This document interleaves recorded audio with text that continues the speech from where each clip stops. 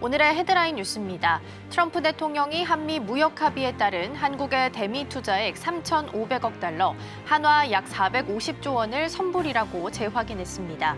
미국은 지분 투자로 현금을 받고 투자처와 수익의 90%를 가져가겠다는 입장입니다.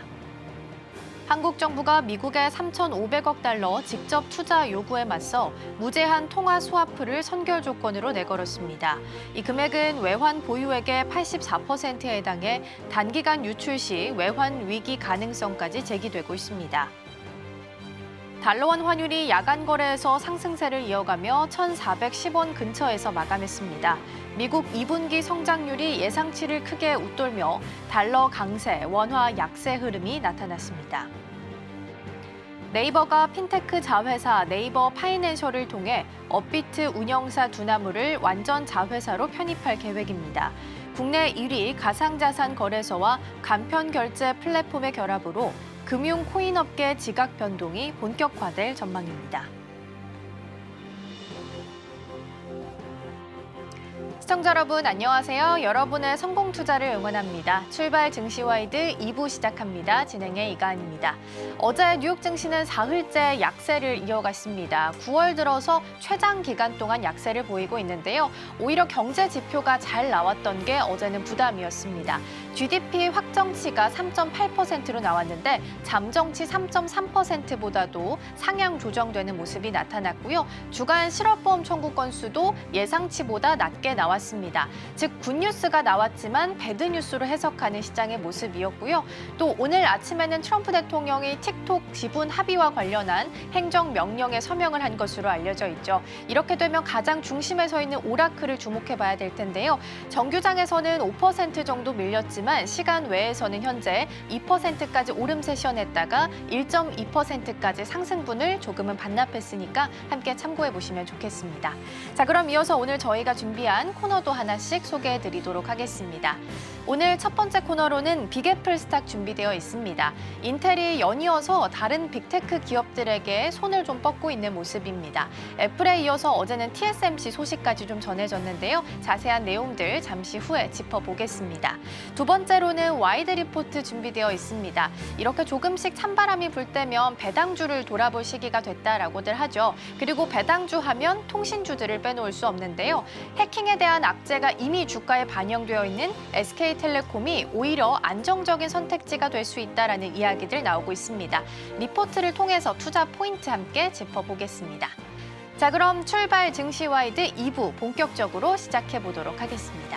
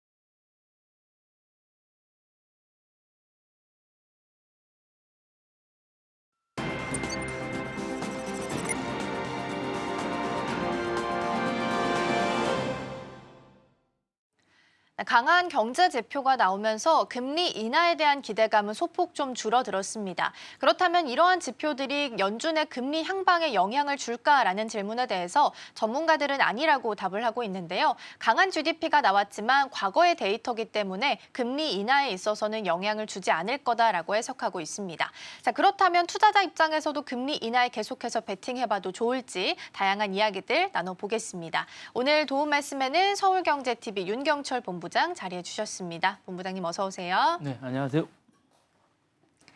네, 오늘도 5가지 경제 키워드 준비되어 있고요. 첫 번째부터 함께 만나보겠습니다.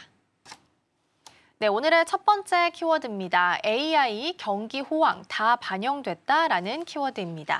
뉴욕 증시가 사흘째 연속 하락하고 있고요. 9월 들어서는 현재까지 최장 약세를 좀 기록하고 있습니다. 특히나 AI, 빅테크 기업들이 좀 주춤하는 모양새인데요. 전반적인 어제 뉴욕 증시 마감 상황 먼저 짚어보겠습니다. 네, 말씀하셨던 대로 뉴욕 증시가 이제 3거래일 연속 하락하면서 3월 이후 가장 긴 하락 행진을 이어가고 있습니다. 다우지수가 0.38% 떨어졌고 S&P와 나스닥이 각각 0.5% 하락했습니다. 올해 들어서 이제 세 지수가 동시에 4월 연속 하락한 것은 이번이 두 번째인데요. 증시 랠리가 잠시 숨고르게 들어간 모습이라고 할 수 있을 것 같습니다. 채권 시장도 이제 단기물 중심으로 금리가 올랐습니다. 2년물 국채 금리가 3.66%고요. 10년물은 4.17%까지 상승했습니다. 자, 이거는 이제 연말까지 0.5포인트로 이제 금리 인하에 대한 시장 배팅이 하루 만에 60%로 이제 줄어들었기 때문이라고 이제 분석하고 있는데요. 연준이 예상보다 천천히 금리를 내릴 수도 있다는 우려가 반영된 게 아닌가라는 생각입니다. 이번 조정은 S&P 500이 여전히 50일 연속 이동 거래 위에서 이제 거래되고 있는 점을 감안한다면 단순한 매도세라기보다는 이제 과열 해소성의 조정이라는 해석이 힘을 얻고 있다라고 말씀드리고 싶은데 어찌됐건 이제 이번에 하락의 핵심 배경은 예상보다 강한 말씀하셨던 대로 미국 경제 지표입니다. 미국의 2분기 GDP가 연율이 3.8%로 이제 확정이 돼서 원래 발표보다 0.5포인트가 이제 높았습니다. 그래서 소비 지출이 기존 추정치보다 크게 상향된 조정 덕분이라고 생각할 수 있는데요. 이는 이제 미 경제가 여전히 견고하다는 어쨌든 입증이 아닐까라는 생각이 들고 연준이 서둘러서 여기에 대해서 금리 인하에 나설 필요가 없지 않나라는 생각을 하게 만드는 근거가 될 수도 있다는 판단이 좀 듭니다. 또한 이제 내일 발표될 개인 소비 지출의 물가 지수와 함께 미 의회가 정부 셧다운이 이제 30일까지 이제 협상이 하는데 가능성이 상당히 높습니다. 그래서 이 부분에 대해서 어쨌든 시장 부담을 있기 때문에 투자자들이 이제 위험 자산 비중을 좀 줄이는 모습이라고 할 수 있을 것 같고요.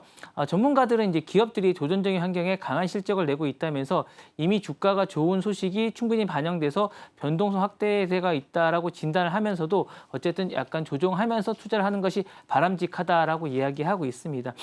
기술주 역시 혼조세였습니다. 이제 애플이 가장 많은 상승세를 보여서 1.8% 상승했고 엔비디아는 0.4% 상승을 했지만 나머지 기술주들은 전반적으로 하락을 했습니다. 특히 테슬라가 4.3% 급락을 하면서 약간 조정기를 거치는 모습이었다라고 말씀드리고 싶고 나머지 메타가 1.5%, 그다음에 마이크로소프트, 아마존도 각각 0.5에서 1% 사이로 이제 약세를 보였다고 할 수 있을 것 같아서 전반적으로 이제 AI 주식에 대한 약간 조정기를 갖추지 않나라는 생각이 들고 하지만 이제 전문가들은 이번 조정이 오히려 시장에 긍정적일 수 있다라고 이제 이야기도 하고 있습니다. 단기 과열을 조금 시키고 이제 여러 가지로 이제 조정기를 들어가면서 뭔가 연말 랠리를 위한 발판이 아닐까라는 생각을 하고 있는데 이 부분을 좀 조정하셔서 이제 투자하시는 게 좋을 것 같은 그런 생각이 듭니다. 네, 어제 이제 오라클이 한 5% 정도 하락을 했지만 틱톡 관련한 지분 합의 행정명령 소식이 오늘 아침에 속보로 좀 전해졌습니다. 그러면서 그래도 낙폭이 조금 더 만회되는 모습이 나타나긴 했었는데요. 오늘 밤에 이제 오늘 우리 시간으로 오후 9시 30분에 PCE 지수가 발표될 예정입니다. 연준이 선호하는 경제 지표 중에 하나이기 때문에 가장 주되게 좀 보셔야 될 것 같습니다. 자, 그러면 연준이 추가 금리 인하를 늦출 가능성들 투자 전략에는 어떤 영향을 미칠 수 있을까요? 여러 가지 좀 있을 것 같습니다. 연준이 만약에 말씀하셨던 대로 미루는 기류를 보이고 있다는 점이 강한 점입니다. 최근 이제 발표된 경제 지표들이 예상보다 견조하다는 게 약간 이제 연준의 어쨌든 파월 의장이 나 늦출 수 있겠다는 생각을 좀 하고 있는 거예요. 그래서 이는 성장주의 부담으로 작용할 수도 있지만 옥석주를 가지는 데는 좀 좋을 것 같은 생각이 듭니다. 그래서 어떤 종목이 살아남을지를 좀 지켜보셔야 될 것 같은데 일단 현금 흐름이 강한 대형 기술주를 좀 보실 필요가 있을 것 같습니다. 애플이나 어쨌든 애플의 서비스 매출이 좀 많지 않습니까? 그거나 아니면 생태계 잠금 효과가 좀 있는 이런 종목들이 상당히 이럴 때는 강세를 보입니다. 그리고 MS라든가 구글처럼 클라우드 매출이 꾸준히 나오는 이런 기업들도 강세가 아닐까라는 생각이 들고요. 어쨌든 이 전반적으로 올해를 계속 이끌어갔던 AI와 인프라와 반도체 관련주도 주목해 보셔야 됩니다. 그래서 엔비디아뿐만 아니라 데이터 전략과 이제 메모리 반도체라든가 네트워크 기업들이 AI 투자를 확대를 하고 있는데 이런 경우에는 어쨌든 TSMC라든가 이런 기업들도 아마 혜택을 보지 않을까라는 생각이 들고 마지막으로는 어쨌든 늘 전통적인 어떤 방어 가치주라는 배당주도 한번 살펴보실 필요가 있을 것 같습니다. 그래서 금리 인하가 지연되면 경기 민감주는 약간 부담이 커지고 오히려 안정적으로 배당을 주는 이런 헬스케어라든가 필수 소비재라든가 유틸리티라든가 이런 주식들이 아마 큰 혜택을 받게 되는데 이런 주식들에 대한 투자를 한번 고려해 보시는 게 어떤가라는 생각이 듭니다.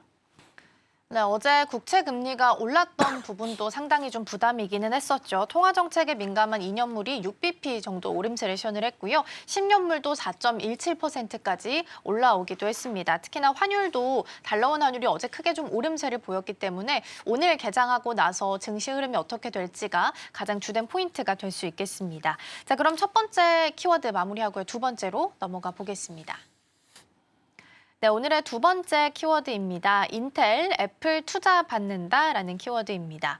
사실상 인텔이 이제 경영난을 겪고 있어서인지 다른 빅테크 기업들한테 약간의 협력의 손을 좀 내밀고 있는 것 같습니다. 애플에 이어서 어제는 TSMC 소식도 추가적으로 전해지긴 했는데요. 자세한 내용 먼저 짚어보겠습니다. 블룸버그 통신이 이제 어제 보도를 한 건데 인텔이 애플에 자금 투자를 요청했다고 보도했습니다. 그러니까 소식통에 따르면 양사는 투자뿐만 아니라 이제 긴밀한 방안을 논의하고 있는데 애플의 칩을 인텔이 그래서 이제 하는 것이 아니냐라는데 여기까지는 아닌 것 같습니다. 지금 TSMC가 하고 있거든요. 그래서 아직 초기 단계여서 이제 합의로 이어질지는 확실치 않지만 이번 요청은 이제 최근에 인텔이 공격적으로 외부 투자를 유치하는 흐름과 맞닿아 있는 게 아닌가. 그러니까 정부 방침과 맞닿아 있다라고 말씀드리고 싶고 그래서 더 힘을 받는 듯한 그런 느낌입니다. 그래서 지난달 말에는 소프트뱅크가 20억 달러 투자했고 지난주에는 엔비디아가 50억 달러 투자하기로 이제 하면서 상당히 이제 주가가 많이 반영됐고 60% 이상 떨어진 거에 비해서 이제 올랐다라고 이야기를 합니다. 그래서 이 부분이 상당히 이제 의미가 좀 있는 것 같고요.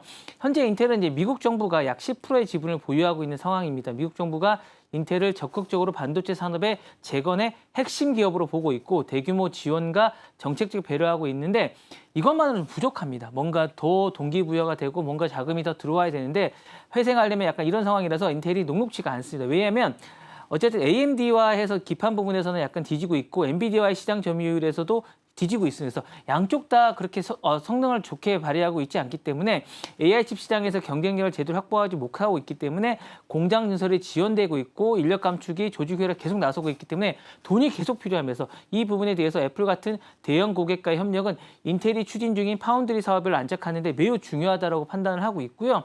만약 투자가 성사가 된다면 인텔의 생산 능력과 기술 로드맵에 탄력이 붙지 않을까라는 생각이 들면서 애플이 근데 이 부분에 대해서 정확하게 입장을 내놓지 않고 있어서 약간 의문인데 어쨌거나 정부가 지원을 해주기 때문에 이렇게 가지 않을까라는 생각은 많이 하고 있으면서 애플은 2020년부터 이제 맥북 등의 자체 M 시리즈를 칩을 하고 있으면서 상당히 이게 애플의 주가에 상당히 좋은 방향을 하고 있고 애플 기업에도 좋은 영향을 미치고 있는데 어쨌거나 이게 회귀하지 않느냐라는 얘기를 했는데 이건 아니라고 얘기를 합니다. 그래서 미국 내 반도체 공급망을 강화하는 애플 전략에는 어느 정도 부합하는 분석이 나오고 있지만 정확하게는 지금까지는 TSMC와 계속 관계를 하겠다라고 얘기를 하고 있기 때문에 이 부분이 향후에 어떻게 될지가 인텔에는 좋은 영향을 미칠지 나쁜 영향을 미칠지가 관건이라는 생각이 들고요.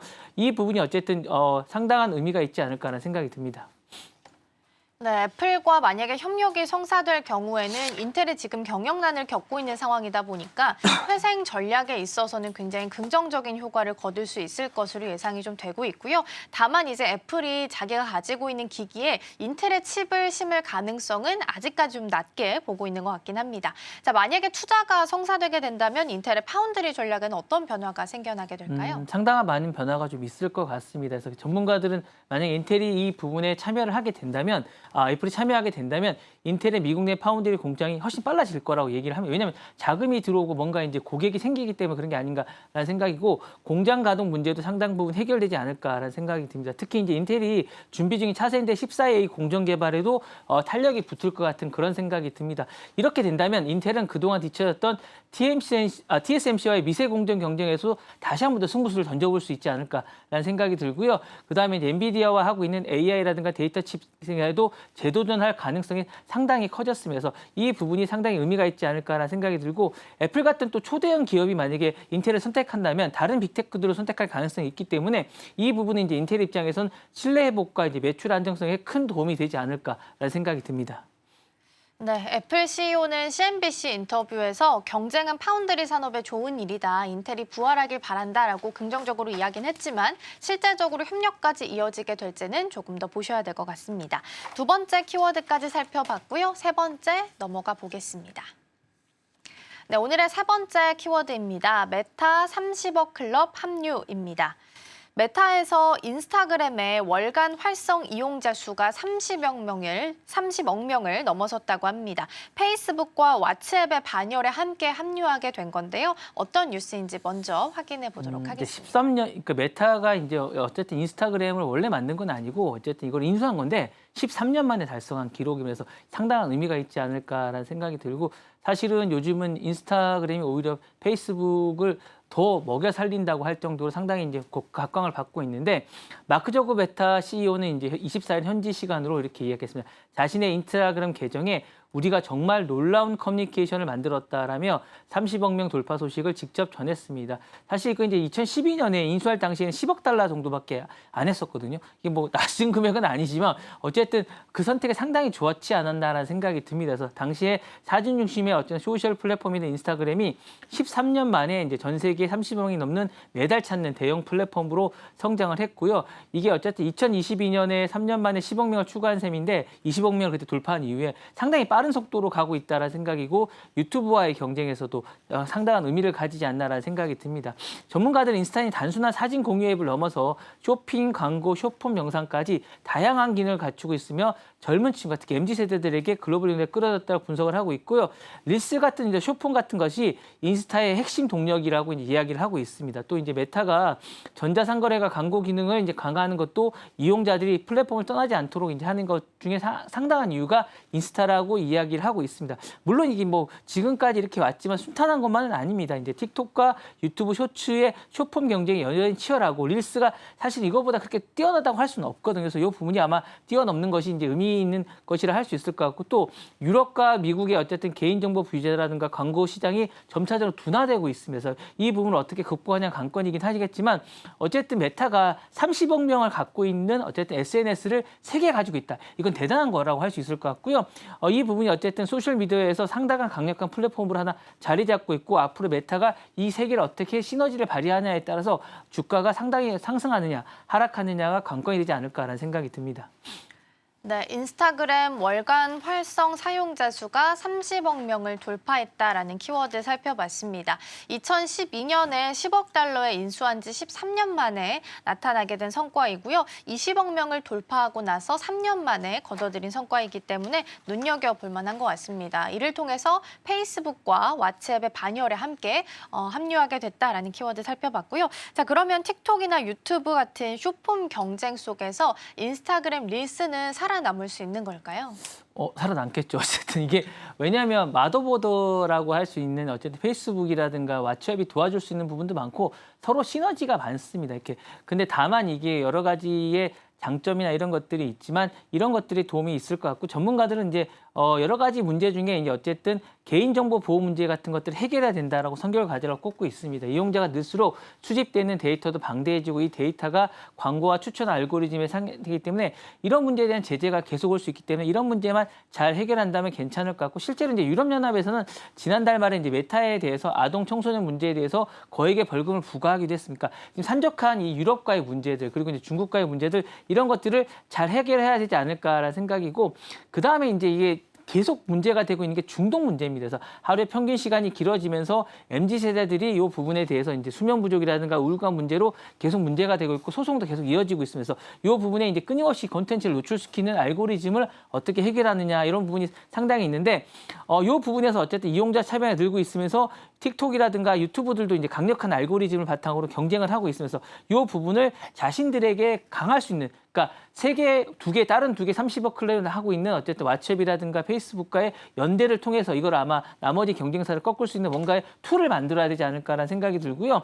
단순히 인스타그램에만 그치는 게 아니라 쇼핑이라든가 광고라든가 커머스 기능을 통합해서 수익을 올릴 수 있는 부분이 강화된다면 그리고 이것들을 어떻게 중독성 있게 더 많이 할 수 있다라고 얘기를 할 수 있다면 아마 경쟁에서 승리할 수 있지 않을까라는 생각이 드는데 어쨌거나 이게 그 가장 큰 문제는 이런 것 같아요.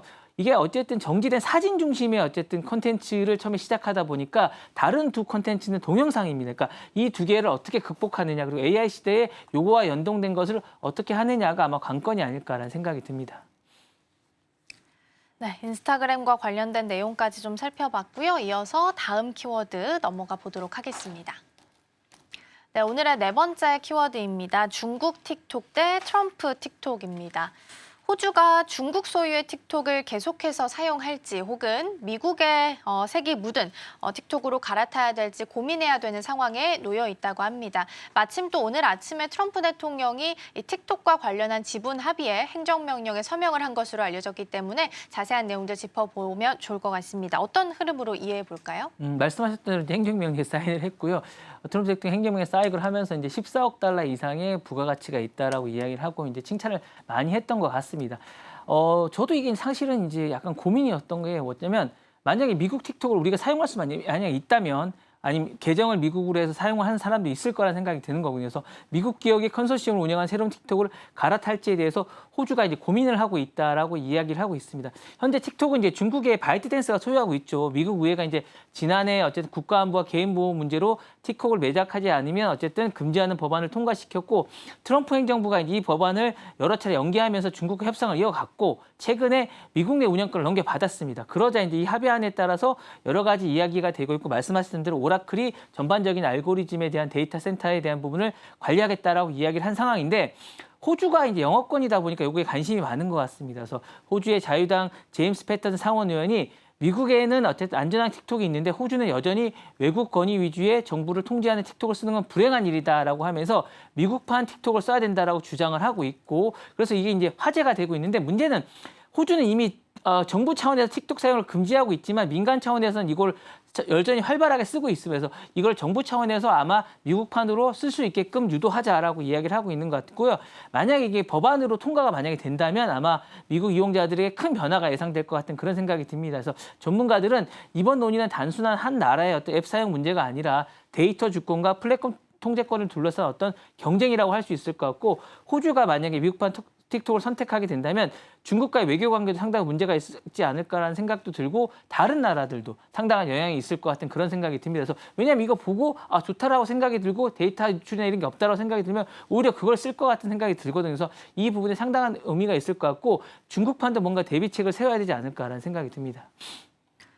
네, 이번 행정명령을 통해서 미국 투자자들로 구성된 새로운 합작 법인이 틱톡의 미국 내 사업권을 인수를 하는 과정을 좀 거치게 될 것으로 보이고요. 새로운 합작사가 만들어지게 된다면 미국에 본사를 두고서 사이버 안보나 국가 안보 경력을 갖춘 인사들로 이사회가 꾸려지면서 운영을 맡게 될 예정이다라는 이야기 나오고 있습니다. 그러면 호주는 미국판 틱톡으로 갈아탈 가능성이 훨씬 높은 상태일까요? 네, 저는 그렇게 왜냐하면 정부 차원에서 이제 정부 차원의 틱톡을 금지하고 있고 안보 정보 보호라는 부분을 상당히 중요시하고 그다음에 미국과 관계가 상당히 좋습니다. 그러니까 이런 점을 볼 때 아마 그런 점을 염두에 둬서 아마 이걸 하게 되지 않나라는 생각이 있고 호주 정부는 아직 이제 여기에 대해서 구체적인 입장을 내놓지 않고 있습니다. 그래서 자유당 의원이 이 부분에 대해서 얘기를 했지만 미국에서 안전한 틱톡이 있다면 당연히 써야 되지 않겠냐라는 여론이 상당히 힘을 얻고 있다라고 하기 때문에 저는 가능성이 좀 있다라고 하고요. 이런 배경을 고려할 때 호주 정부가 이제 요거 미국 정부에 발맞춰서 하게 된다면 새로운 운영 체계를 도입할 가능성이 있고 틱톡이 국가별로 다른 버전을 운영하게 될 가능성은 상당히 높다고 생각이 듭니다. 그래서 이거를 선택하게 될 가능성이 있지 않을까라는 생각이 들고 이미 이제 중국은 이렇게 하고 있다면 해외판과 내수판 도우인을 분리해서 운영하고 있고 그래서 이 부분이 아마 선례가 되지 않을까라는 생각도 듭니다. 그래서 미국과 유럽은 각종 기조로 알고리즘 투명성을 요구하고 있는데 중국이 이걸 들어주지 않는다면 아마 유럽도 미국판을 쓰게 되지 않을까라는 생각이 들면서 이 부분에 대해서 전문가들은 소셜미디어가 국가별 버전을 따로 운영하기 시작하면 글로벌 커뮤니티가 쪼개지게 되고 커뮤니티 흐름과 여론 형성도 국가별로 달라질 수 있다라고 이야기를 하고 있으면서 결국 인터넷 국경화 심화가 되지 않을까라는 생각이 들고요. 이 부분에 대한 고민을 아마 틱톡도 계속하게 되지 않을까라는 생각이 듭니다. 네, 틱톡의 모기업으로 볼 수 있는 바이트댄스는 사실 20% 미만의 지분을 보유할 수 있는 상황이고요. 전체 7석 중에 이사 중에서 한 석만 좀 선임권을 갖게 될 예정입니다. 그렇기 때문에 사실상 중국의 힘이 좀 많이 빠진 상태로 합의가 성사됐겠다라는 부분으로 염두를 좀 해보시면 좋겠고요. 이어서 마지막 주제로 넘어가서 키워드 먼저 살펴보도록 하겠습니다. 네, 오늘의 마지막 키워드입니다. 연방정부 셧다운입니다.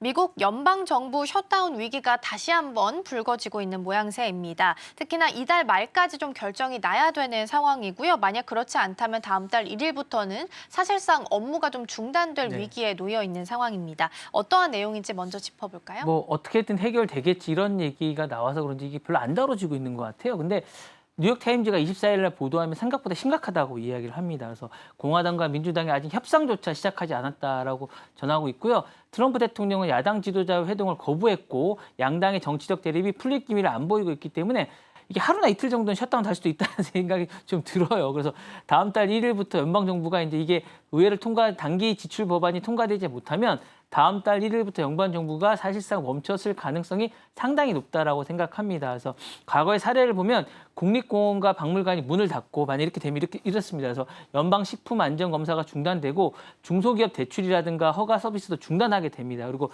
수백만 명의 연방 공무원과 군인들이 임금을 못 받기 때문에 근무해야 되는 상황도 생긴다라고 얘기를 하고 있고 전문가들은 이번 사태가 더 큰 충격을 줄 수 있다라고 얘기하고 있습니다. 이제 이미 미국 경제가 트럼프 행정부의 고율 관세와 대규모 이민 바로 둔화 조짐을 보이고 있는데 여기에 더 이제 불을 지피는 경우가 되지 않을까라는 생각이 들고 특히 어쨌든 뭐 고소득층은 상관이 없는데 저소득층의 지원 프로그래밍 이런 것들이 없어지기 때문에 상당한 많은 국민들이 고통을 받게 되지 않을까라는 생각이 들면서 이 단기간에 봉합될 수도 있겠지 만약에 셧다운이 된다면 장기화되면 글로벌 경제에도 미칠 파장이 만만치 않다라는 점에서 이 부분을 주목해 봐야 되지 않을까라는 생각이 듭니다. 네, 보통은 이제 셧다운 위기가 나왔다 하더라도 끝까지 대립한 상태에서 마지막에는 합의하는 경우가 많았기 때문에 사실상 우려하는 목소리가 좀 낮은 것 같긴 합니다. 다만 이제 이전에 트럼프 1기를 생각했을 때 사실상 셧다운 기간이 35일 정도로 최장 기간 있었던 사례가 있습니다. 그때도 이제 멕시코 국경 장벽과 관련한 예산 문제 때문에 최장 기간 동안 셧다운에 좀 들어갔었기 때문에 2기에서도 이게 반복될 수 있다라는 우려감이 높아지고 있는 상황입니다. 이긴 합니다. 자, 그러면 지난번 2019년과는 어떤 차이가 좀 있는 상황일까요? 좀 많이 다릅니다. 그러니까 정치 환경의 차이가 좀 있습니다. 2019년에 말씀하셨던 대로 국경 장벽을 둘러싼 단일 쟁점 갈등이 중심이었지만 지금 예산 정책 패키지 법안이 협상이 점점 복잡하기 때문에 이게 넓어지면서 타결 속도가 너무 느려집니다. 그러니까 그 하나를 타결하는 데는 오히려 쉽죠. 서로 이제 이해관계만 잘 맞으면 되는데 그래서 장기화 위험이 만약에 된다면 커질 수 있다라는 생각이 들고요. 두 번째는 경제 체력의 차이가 좀 있는 것 같습니다. 당시 미국은 상대적으로 이제 견고한 고용과 소비 방어막이 역할을 많이 했다고 해서 그렇게 뭐 큰 충격은 없었다고 할 수 있지만 지금은 그렇지가 않습니다. 이게 관세 확대로 인해서 물가 상방 압력이 좀 있고 사실 이민 규제로 인해서 노동 공급이 상당히 제약을 받고 있는 상황입니다. 그래서 고금리의 잔여 충격이 동시에 누적된 상태라고 말씀드릴 수 있을 것 같은데 방어 여력이 그때보다 없다라는 거죠. 그래서 충격이 더 클 수 있다라고 말씀드리고 싶고 마지막으로는 이제 데이터 파급력입니다. 그래서 2019년 통계 발표 지연이 있었지만 현재는 금융시장 변동성이라든가 민감한 구간이라서 어쨌든 상무부 통계 지연이라든가 금주의 어쨌든 주식 어쨌든 환율에 미치는 신호가 왜곡될 수 있고 더 커질 수 있으면서 정부 운영의 연계성도 상당히 문제가 되지 않을까라는 생각이 들고요. 말씀드렸던 중소기업 대출이라든가 규제 승인이라든가 연구 보조금이라든가 방위 인프라 발주 이런 것들이 상당히 연체될 수 있기 때문에 충격이 더 클 수 있다라고 말씀드리고 싶기 때문에 많이 다르다. 그리고 상당히 힘들 수 있다라기 때문에 이번에 좀 더 신중하고 좀 더 빨리 타결이 돼야 되지 않을까라는 생각이 듭니다. 네, 지금까지 셧다운 위기가 있었던 게 단 3번이긴 합니다. 그리고 그 마지막에 있었던 세 번째가 2018년에서 2019년 트럼프 1기 때 있었던 거고요. 셧다운이 가장 오랜 기간 35일 동안 유지된 바가 있습니다. 트럼프 2기 들어서도 다시 한번 위기감이 좀 높아지고 있고요. 9월 30일까지 결정이 되지 않으면 다음 달 1일부터 셧다운에 좀 들어갈 수 있기 때문에 이에 대한 부분 함께 체크해서 보시면 좋겠습니다. 자, 이렇게 해서 5가지 경제 키워드 잘 살펴봤고요. 본부장님과는 여기서 인사 나누겠습니다. 오늘 말씀 고맙습니다. 네, 감사합니다.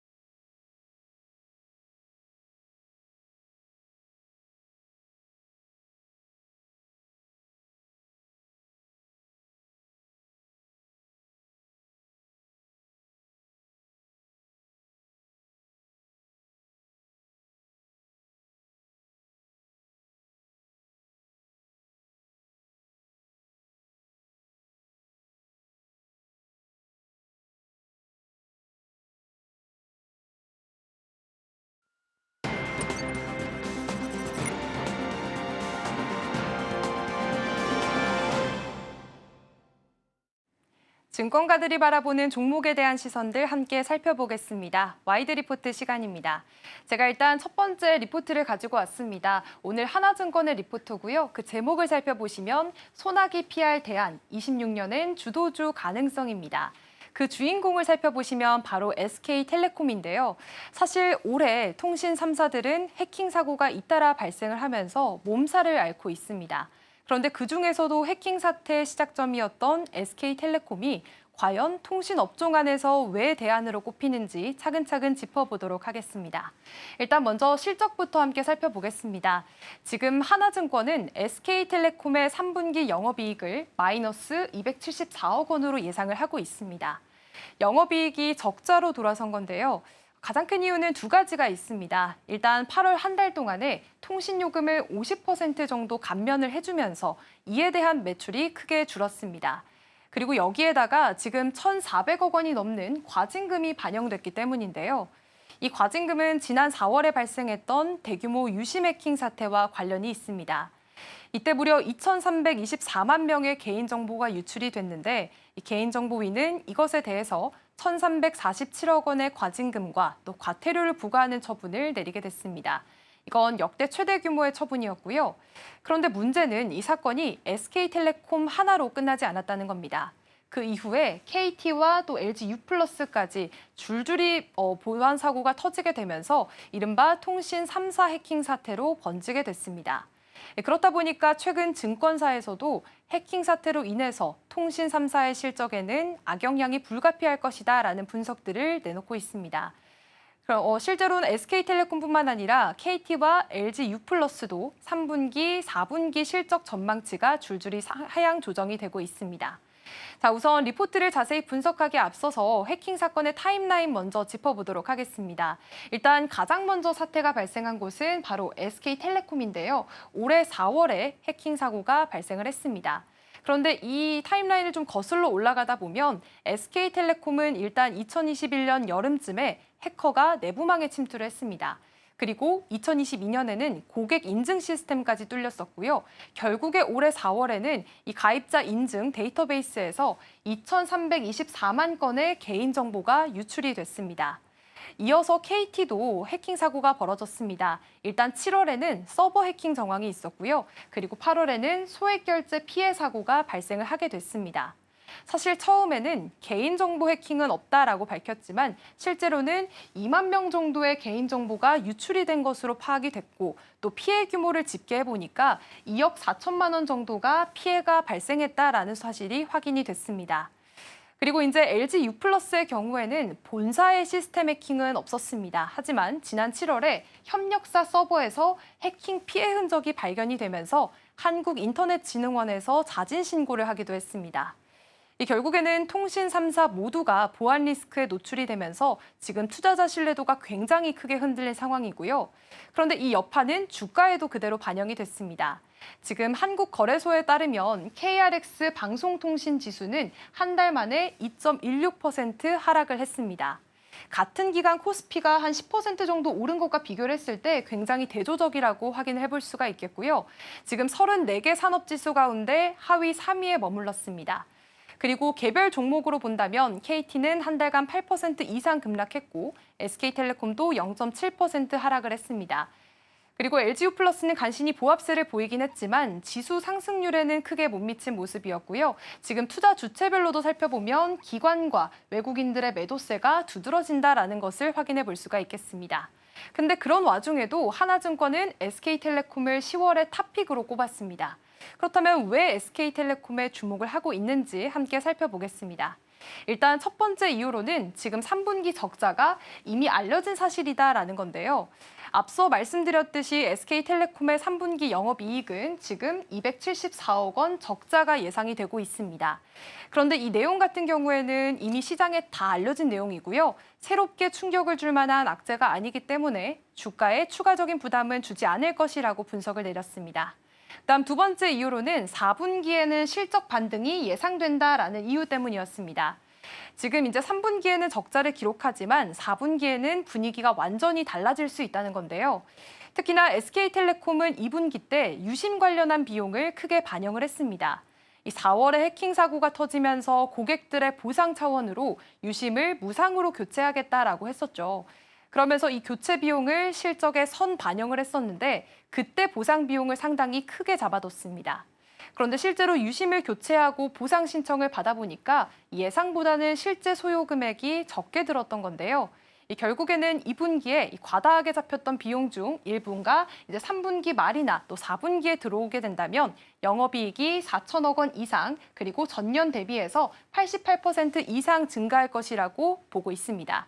결국에 지금 3분기는 바닥이고 4분기부터는 본격적인 반등의 추세가 보여질 수도 있다라는 분석을 내놓은 거고요. 다음 세 번째로 살펴보겠습니다. 지금 세 번째로는 2025년 전망치가 너무 낮게 잡혀 있다. 그렇기 때문에 실적 전망이 상향될 가능성이 있다는 겁니다. 지금 증권가들이 SK텔레콤의 내년 실적 전망치를 이미 많이 깎아놓은 상태입니다. KT와 LG U+는 이 해킹 사고가 발생하긴 했지만 아직까지 해킹 비용이 확정되지 않아서 3분기 프리뷰가 나오게 된다면 전망치가 더 깎일 가능성이 있다라는 분석들도 있는데 그런데 SK텔레콤은 이미 비용 반영이 다 끝난 상태입니다. 다른 통신사들의 눈높이가 지금 더 낮아질 수가 있겠지만 SK텔레콤은 지금보다 더 떨어질 곳이 없고 오히려 실적이 전망이 상향 조정될 가능성이 커졌습니다. 자, 그다음에 이제 네 번째로는 2026년의 성장성이 가장 크다는 점도 꼽히고 있습니다. 이것도 앞서 계속해서 말씀드렸는데요. 통신 3사 중에서 SK텔레콤은 이미 악재들을 선반영했고 2026년에는 그렇기 때문에 가장 높은 이익 성장률을 기록할 거라는 전망입니다. 결국에는 3사 중에서 상대적으로 나은 대안이 SK텔레콤이다라는 점이 다시 한번 확인이 됐고요. 다섯 번째는 배당 안정성과 또 정책에 대한 모멘텀 기대를 해보고 있습니다. SK텔레콤의 강점은 배당으로 꼽히고 있는데요. 다음 장 넘겨서 함께 살펴보도록 하겠습니다. 자, 올해 상반기에만 일단 3,535억 원을 배당했습니다. 그리고 뒤에 그래프를 보시면 지금 올해 25년도 배당 성향이 지금 80%에 달하는 모습을 볼 수가 있겠습니다. KT와 LG U+의 배당 성향과 비교를 해보면 훨씬 월등한 수치를 나타내고 있는 거고요. 그렇다면 이제 3분기에 적자가 예상이 되고 있기 때문에 혹시나 배당이 줄어들진 않을까 하는 걱정된 모습을 보이기도 합니다. 다행히 증권가에서는 배당 축소 가능성이 낮다라고 보고 있는 상황인데요. 그렇기 때문에 올해도 주당 3,540원 수준은 유지될 가능성이 높고요. 또 정책적인 호재도 같이 있습니다. 다음 장 넘겨서 살펴보시죠. 네, 지금 국회에서는 현재 배당소득 분리과세에 관한 법안들이 논의되고 있습니다. 이 법안이 11월에 통과가 된다면 배당 성향이 높은 통신사들은 모두 수혜가 예상이 되고요. 그중에서도 SK텔레콤이 가장 큰 수혜주로 꼽히고 있습니다. 자, 그렇다면 이번 리포트의 결론을 살펴보겠습니다. 지금 대신증권은 지금 하나증권 같은 경우에는 이 투자 의견을 매수로 유지를 했고요. 목표 주가 같은 경우에는 역시나 7만 원으로 유지를 한 상태입니다. 그렇다면 어제장의 SK텔레콤 주가 흐름도 함께 살펴보겠습니다. 네, 어제장의 SK텔레콤 주가 흐름 함께 살펴보시면요. 어제장에서 SK텔레콤 0.18% 소폭 올랐습니다. 55,200원 선에서 거래가 마감이 됐는데요. 목표가 7만 원과 대비해서 아직까지는 상승 여력이 남아있는 상황이고요. 일단 단기적으로 봤을 때는 해킹 사고와 과징금 그리고 요금 인하로 인해서 3분기 실적은 부진할 것으로 보여지고 있습니다. 하지만 이런 악재들이 이미 주가에 선 반영이 됐고 또 4분기에는 실적 반전이 기대되고 있으니까요. 내가 통신 업종 안에서 좀 골라봐야겠다라고 하시면 이번 리포트 눈여겨보시면 좋을 것 같습니다. 자, 그다음은 이제 다음 리포트 넘어가 보도록 하겠습니다. 다음 리포트도 역시나 하나증권의 리포트를 가져와 봤고요. 제목은 주가 바닥 판단입니다. 이 리포트의 주인공은 바로 오리온인데요. 이 리포트 안에서는 하반기로 갈수록 오리온의 외부 환경이 좋아지고 있다라고 설명을 하고 있습니다. 자, 그렇다면 그 이유를 자세히 살펴봐야 되겠죠. 지금 하나증권은 오리온의 하반기 전망을 크게 세 가지 이유를 들면서 제시를 하고 있습니다. 긍정적으로 평가를 내리고 있는데 우선 첫 번째 이유부터 살펴보시면 중국 소비 환경이 개선이 될 것이다라는 이유를 내놨습니다. 최근에 중국의 경제 지표가 둔화가 됐습니다. 그러면서 이제 중국 정부가 추가로 경기 부양책을 내놓지 않겠냐 하는 기대감이 커지고 있습니다. 다음 장 넘겨서 함께 살펴보겠습니다. 이렇게 경기 부양책에 대한 기대감이 커지게 되면서 9월 들어서 중국 주요 소비재 업체들의 주가도 반등하는 모습을 보이고 있습니다. 그렇기 때문에 오리온도 이런 흐름 속에서 중국 법인의 실적 회복이 기대가 된다라고 이야기를 하고 있습니다. 두 번째로는 출혈 경쟁 중단이 꼽힙니다. 다음 장 넘어가 볼까요? 네, 일단 출혈 경쟁 중단. 일단 올해 상반기에는 중국에서 음식 배달 업체들이 시장 점유율을 확보하기 위해서 과도한 할인 경쟁을 벌였습니다. 이제 그러다 보니까 오리온 같은 식품 업체들도 마케팅 비용을 함께 부담을 할 수밖에 없었는데요. 그런데 8월 1일에는 주요 배달업체 3사가 경쟁을 멈추자라는 선언을 내놨습니다. 그렇기 때문에 이 선언 이후에 음식료 업계 전반에는 비용 부담이 완화될 것이다라고 보고 있는 상황입니다. 또 이제 세 번째 이유를 든 걸 살펴보면요. 지금 원재료 가격 안정화가 꼽히고 있습니다. 네, 지금 과자 포장재로 쓰이고 있는 PET부터 해서 설탕 같은 원자재 가격까지 지금 안정세에 들어선 모습을 확인해 볼 수가 있겠고요. 원가 부담이 줄어들게 된다면 당연히 이익 개선에도 도움이 될 수밖에 없습니다. 그리고 이제 이 부분 같은 경우에는 오리온뿐만 아니라 이제 식품업계 전반에도 긍정적인 요소로 작용을 할 수가 있겠죠. 자, 그렇다면 실제 최근 성적은 어땠는지 함께 살펴보도록 하겠습니다. 일단 지난 8월에 오리온 같은 경우에는 국가별 매출을 공개했습니다. 일단 한국부터 살펴보시면요. 한국은 전년 대비해서 1.1% 증가한 모습을 보였습니다. 하지만 이 증가세가 조금은 높지 못했던 이유가 있었는데 바로 참붕어빵 회수 사태가 있었습니다. 지난 7월 말에 참붕어빵 일부 제품에서 곰팡이가 발견이 됐습니다. 그러다 보니까 이 제품들을 전량 회수하게 됐고요. 7월과 8월 두 달 동안에 약 54억 원의 일회성 비용이 발생을 했습니다. 그렇기 때문에 단기적인 부담감이 있을 수밖에 없었지만 이 9월부터는 정상 출고가 재개됐다는 점도 확인을 해볼 수가 있겠습니다. 그래서 이 부분을 만약에 빼고 계산을 한다면 8월 매출은 4%가 늘었고 영업이익도 9.9%가 증가한 것으로 추정이 되고 있습니다. 다음으로는 중국 살펴보겠습니다. 중국의 매출은 상황이 다른데요. 4.1% 늘어난 모습입니다.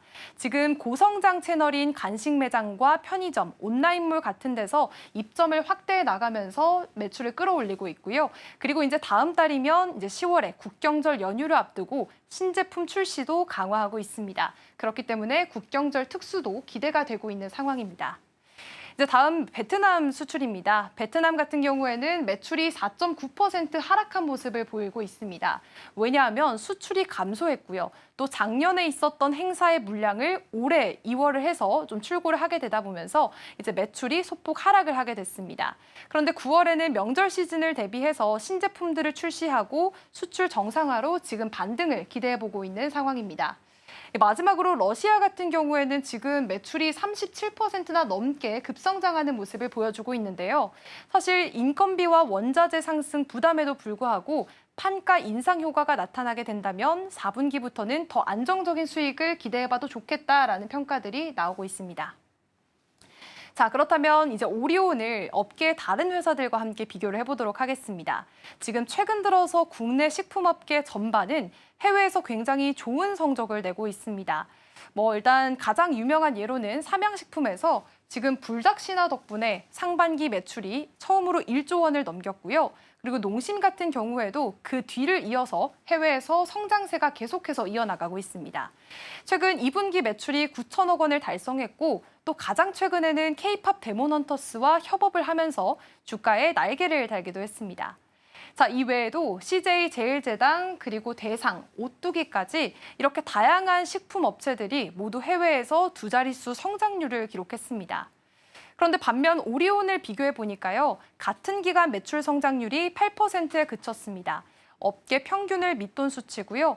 여기에다가 이제 앞서 설명해드린 대로 참붕어빵 회수 사태, 그리고 베트남에서의 매출 부진과 또 중국 소비 둔화라는 여러 가지 악재들이 겹치게 되면서 투자자들이 우려감을 표하기도 했습니다. 그런데 최근에 오리온은 새로운 시도를 하고 있습니다. 바로 이 비초비 국립중앙박물관 에디션을 출시하겠다라고 밝힌 건데요. 비초비를 단순한 과자가 아니라 문화 마케팅 수단으로 키워보겠다는 겁니다. 요즘 K-팝 데몬헌터스 인기로 인해서 자연스럽게 국립중앙박물관, 일명 국중박을 찾는 이들이 늘고 있습니다. 이곳에서 판매하는 굿즈를 사기 위해서 오픈런까지 하는 추세라고 하는데 그런데 이번에 오리온이 국중박과 함께 협업을 하게 됐습니다. 다음 장 넘겨서 사진 살펴보시죠. 자, 사진 보시면 비초비의 케이스와 포장지에다가 이제 우리나라의 대표 보물들을 담았습니다.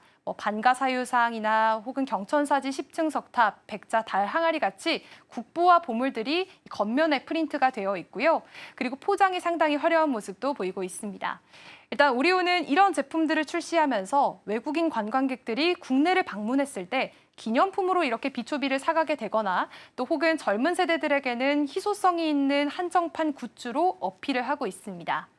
이런 시도 같은 경우에는 일본에서는 도쿄 바나나, 또 대만에서는 펑리수처럼 여행객들이 국내에 들어왔을 때 꼭 사가는 국민 디저트로 만들겠다는 전략으로 확인해 보실 수가 있겠습니다. 이제 내용들을 좀 정리해 보자면 일단 단기적으로 봤을 때 한국에서는 좀 여러 가지 이슈들이 있었습니다. 그리고 베트남에서는 수출이 감소하기도 하면서 부담을 일부 갖긴 했지만요. 하반기부터는 중국 법인의 실적이 회복될 수 있다라는 기대감과 함께 원자재 가격이 안정화되고 또 여기에다가 국중박과의 협업이 이어지게 되면서 좀 앞으로는 하반기 실적 개선 가능성이 충분하다라는 게 하나증권의 분석이었습니다. 그렇다면 다음 장 넘겨서 목표 주가 살펴보겠습니다. 일단 하나증권들은 앞서 말씀드린 이런 요인들을 모두 반영을 해서 지금 오리온의 목표 주가를 15만 5천 원으로 올린 상황입니다. 그리고 매수는 유지 의견을 내놨습니다. 자, 그렇다면 어제장 주가 흐름 함께 살펴보도록 하겠습니다. 네, 어제 오리온 주가 살펴보시면 0.1%가량 소폭 오르면서 10만 4,700원에서 거래를 마감 지었는데요. 지금 현재 글로벌적으로 K푸드들이 주목을 받고 있는 상황이기 때문에 앞서 말씀드린 삼양과 농심에 이어서 그 훈풍을 오리온이 가져갈 수 있을지 그리고 이번에 주가 바닥을 찍고 다시 한번 반등을 할 수 있을지 눈여겨보시면 좋겠습니다. 지금까지 와이드 리포트였습니다.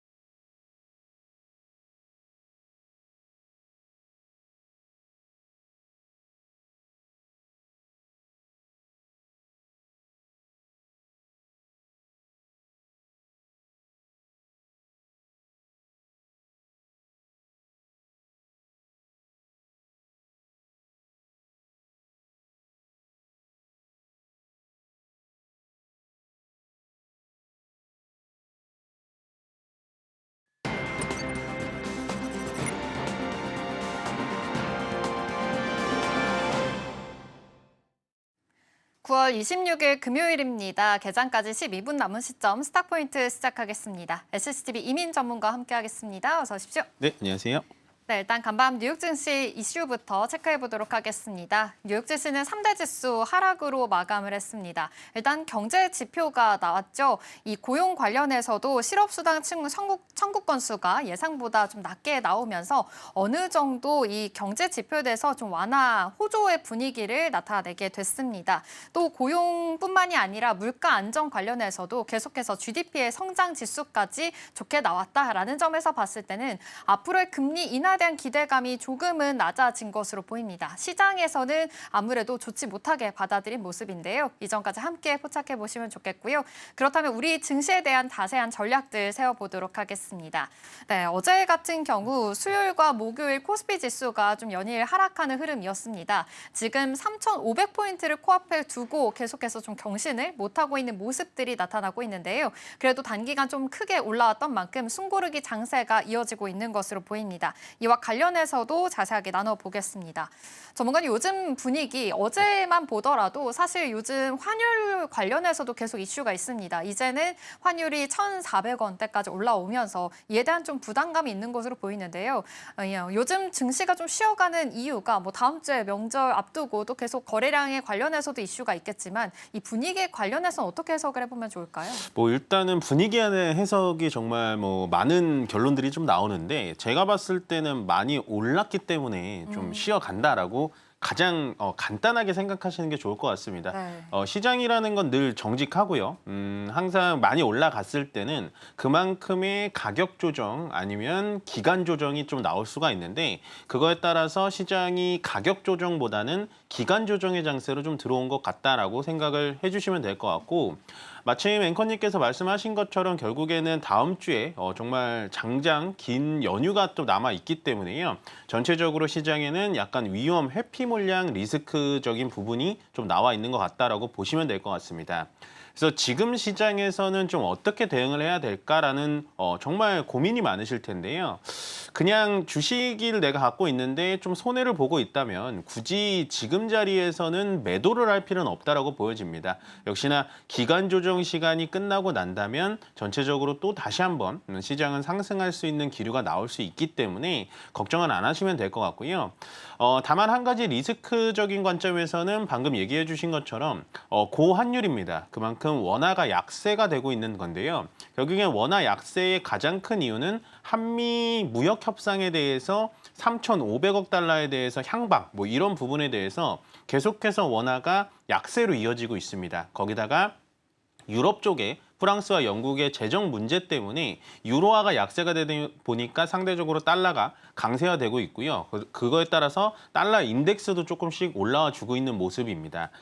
그렇지만 뭐 무조건 원화 약세, 강달러가 지수를 눌러주지는 않습니다. 실제적으로 우리는 수출을 주력으로 하는 국가이기 때문에요. 전체적으로 그 강달러의 속도가 좀 빨라서 지금 시장에 좀 부담을 느끼고 있을 뿐이지 어떻게 뭐 또 다른 투자 아이디어로 생각해 본다면 수출에 좀 강세적인 기업, 그러니까 수출에 강점을 가진 기업들 쪽으로 여러분들 투자 아이디어를 좀 생각하신다면 나쁘지 않은 그렇게 암울하지만은 않은 시장의 뷰를 좀 드리고 싶습니다. 시장은 좀 쉬었다가 갈 수는 있을지언정 절대적으로 지금은 뭐 꺾여서 내려갈 정도의 분위기는 아니다라고 정리를 해드리겠습니다. 네, 지금 숨고르기 장세 이어지고 있지만 이건 우려할 부분은 아니다. 그래도 급속하게 올라온 만큼 지금 이 부분들 좀 주목을 해보시면 좋을 것 같은데요. 그래도 긍정적인 이슈 주셨으니까요. 이 점 체크해 보시면 좋겠습니다. 원화 약세 이야기해 주셨습니다. 지금 현재 1,409원대 지나가고 있는데요. 이 고환율 관련해서도 오히려 수출 관련돼서 강점을 가지고 있는 기업들 눈여겨보면 좋을 것 같습니다. 그렇다면 이 부분 먼저 좀 체크를 해볼까요? 사실 이 수출 관련해서도 가장 먼저 좀 생각이 되는 수혜 기업 중에 하나가 바로 뭐 자동차, 화장품 쪽이 되겠습니다. 일단 자동차 쪽으로 사실 이민 전문가님께서 그 전부터 자동차 쪽은 지금부터 봐도 괜찮다, 이제 바닥은 다졌다라는 말씀해 주셨는데 사실 얼마 전에 또 이러한 이슈가 있었습니다. 일본에 이어서 이제 유럽까지도 자동차 관세율을 15%로 확정을 했거든요. 또 우리나라만 지금 25%입니다. 이런 상황에서 환율이 높은데 수출주로 다시금 좀 수혜주로 봐야 되는 건지 지금 상황 어떻게 전략들 세워보면 좋을까요? 그러니까 예전 같은 자동차 분위기면 사실은 이렇게 원화 약세 때 자동차주들이 좋아요. 왜냐하면 수출을 하면은 국내에서 싸게 만들어서 비싸게 파니까. 네. 근데 지금은 약간 이제 우리가 정말 앞길을 알 수 없는 무역 협상이라는 큰 리스크가 남아있기 때문에 자동차주에 대해서는 전 여전히 긍정적으로 볼 수는 있지만 뭐라 그래야 되나요? 현재 막 반도체가 올라가고 막 갑자기 어저께 2차 전지가 올라가고 자동차는 안 가서 답답하신 분들이 많을 거라고 보여집니다. 그렇지만 저는 아직까지도 자동차에 대해서는 좀 긍정적인 부분으로 보고 있는 게 결국에는 지금 현대기아차가 안 좋은 악재들은 다 반영이 돼 있습니다. 만약에 25%를 쭉 끌고 가더라도 현재 주가에서 폭락이 나오진 않거든요. 유럽까지도 15% 관세가 나왔다라는 얘기가 나왔는데도 불구하고 현대기아차는 그래도 지금 주가 자리에서 버텨주고 있다라는 건 더 이상 떨어지기도 힘든 자리다라고 해석하시는 게 맞을 것 같습니다. 조금 더 쉽게 비교를 해드리자면요. 저희가 스탁포인트 시간에서도 삼성전자 6만 원 이하짜리, 5만 5천 원짜리에서는 더 이상 떨어지기도 힘든 자리다라고 많이 말씀을 드렸던 것 같아요. 다만 기업을 가지고 조금 더 주식을 장기적으로 보유해 가면서 나는 배당을 먹더라도 그냥 일단 여기에다가 비중을 실을 거야 라는 분들은 삼성전자를 사셔도 된다라고 표현을 해드렸듯이 현재 기아차가 삼성전자와 과거의 삼성전자와 똑같은 위치로 내려왔다라고 보여지고요. 물론 단기적으로 보시는 분들은 전 자동차 종목들에 대해서는 긍정적이게 말씀을 드릴 수가 없습니다. 뭐 현재 협상이 어떻게 진행될지도 모르기 때문에요. 그렇지만 우리가 한 5개월 전에 삼성전자를 생각해 본다면 자동차주들은 지금 정말로 박앤세일 기간이기 때문에 어떻게 보면 조금 내가 더 모아가서 비중을 좀 더 과감하게 실을 수 있는 정말 저평가 주가까지 내려왔다라고 정리를 해드리겠습니다. 여전히 좀 긍정적인 시그널 주셨습니다. 현대차, 기아 관련해서도 그래도 지금 바닥을 다지는 기간이고 이제 올라올 수 있는 그런 여력이 있다라고 말씀해 주셨는데 사실 이와 함께 또 배당주 이야기까지 같이 해주셨잖아요. 함께 참고를 해보시면 좋을 것 같습니다. 그렇다면 다음 좀 체크해 볼 만한 게 바로 아침에 속보로 나온 상황인데요. 10월 1일부터 의약품 관련해서 이제 100% 관세를 매기겠다라고 트럼프 대통령이 이야기 나왔습니다. 사실 의약품 관련해서 250%까지 고율 관세를 매길 수 있다라는 이야기까지 나왔었는데 이제는 100%로 확정이 된 상황이거든요. 지금 현재 알테오젠이 0.2%, 바이오 종목들 그래도 순환매 보이고 있는 가운데 그래도 상승 흐름 켜주고 있는 종목들이 좀 눈에 띄는 것 같습니다. 이런 의약품 관련해서 관세가 100%로 확정이 됐습니다. 이에 대해서 어떻게 해석을 해보면 좋을까요? 일단은 우리가 이제 이 방송을 들어오기 전에 한 10분 전에 속보가 나온 것 같은데 네. 아마 의약품 그러니까 제약바이오가 요사이 좀 조정이 많이 나왔어요. 좀 심하게 코스닥이 빠지면서 제약바이오가 좀 급격하게 좀 눌러주는 영향이 있는데 이렇게 된다면은 셀트리온이 며칠 전에 일라이릴리 공장을 인수해서 계약을 확정을 냈다라는 소식이 나왔으니까 아마도 제약바이오 쪽에서는 현재 미국 현지 공장을 가지고 있는 셀트리온이 좀 유일하게 좀 양봉을 좀 그려줄 수 있지 않을까라는 생각을 하고요. 거기다가 지금 뭐 우리나라가 제약바이오 쪽에서 가장 강력하게 밀고 있는 건 말 그대로 CDMO입니다. CMO와 CDMO인데 위탁 생산 쪽으로의 관세를 어떻게 매길 것인가는 아직 나와주지 않았어요. 그렇기 때문에 아마도 불확실성 해소로 인해서 제약바이오가 반등이 나올 수도 있고 아니면은 우리나라가 CDMO, CMO 쪽 외에도 지금 기술 수출 플랫폼 쪽, 뭐 알테오진이라든지 ABL 바이오, 리가켄 바이오 이쪽에 대해서는 어떻게 보면은 우리는 기술만 수출을 하고 생산 쪽은 미국이나 미국 내에서 좀 돌리는 거기 때문에 조금은 그 부분에 대해서는 지금 시장을 열리고 나서 다시 한번 분석을 해봐야 될 것 같습니다. 네, 위탁 생산 쪽으로 관세이기 때문에 이 안에서의 관점들 어떻게 해석을 해볼지 계속 뉴스들은 좀 팔로우를 하셔야 될 것 같습니다. 지금 현재 그래도 셀트리온이 1.8% 올라가고 있다라는 점 함께 체크해 보시면 좋겠습니다. 그렇다면 지금 워낙 약세인 상황이기 때문에 사실 자동차 쪽으로도 짚어봤다면 화장품 쪽으로도 오히려 좀 수출주이기 때문에 같이 탄력을 받지 않을까라는 생각도 해보는데 이쪽으로는 모멘텀 어떻게 해석하세요? 화장품주도 되게 싸죠.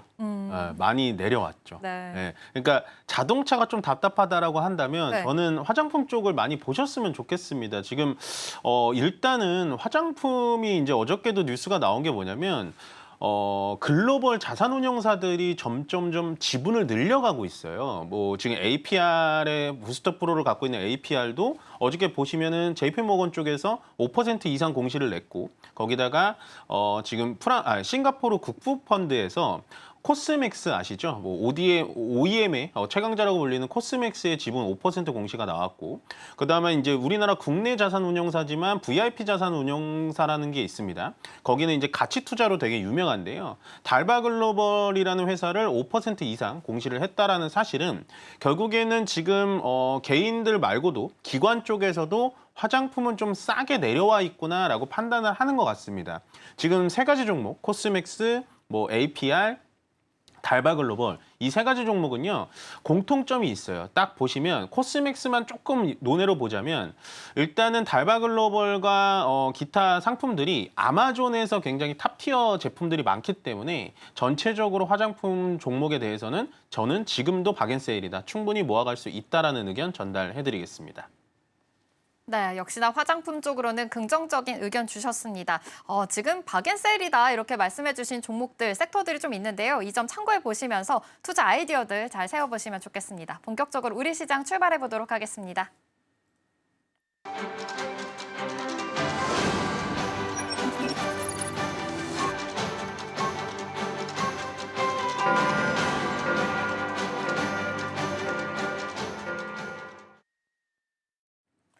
(9월 26일) 금요일입니다. 일단 뉴욕 증시는 3대 지수가 하락으로 마감을 했습니다. 간밤에 여러 경제 지표가 나오게 됐죠. 이 실업수당 청구 건수가 예상치보다 낮게 나오면서 고용 분야에 대해서는 좀 우려감이 완화가 됐습니다. 하지만 주식시장 입장에서는 금리 인하에 대한 기대감이 좀 낮아진 것으로 해석을 하고 있는데요. 그러다 보니 좀 투심이 다시금 얼어붙었다라는 점 함께 참고해 보시면 좋겠고요. 그래도 뉴욕에서 GDP 성장률이 상승을 했습니다. 이 점까지 도 함께 포착해 보시면 좋겠습니다. 그럼 우리 증시 분위기 살펴보도록 하겠습니다.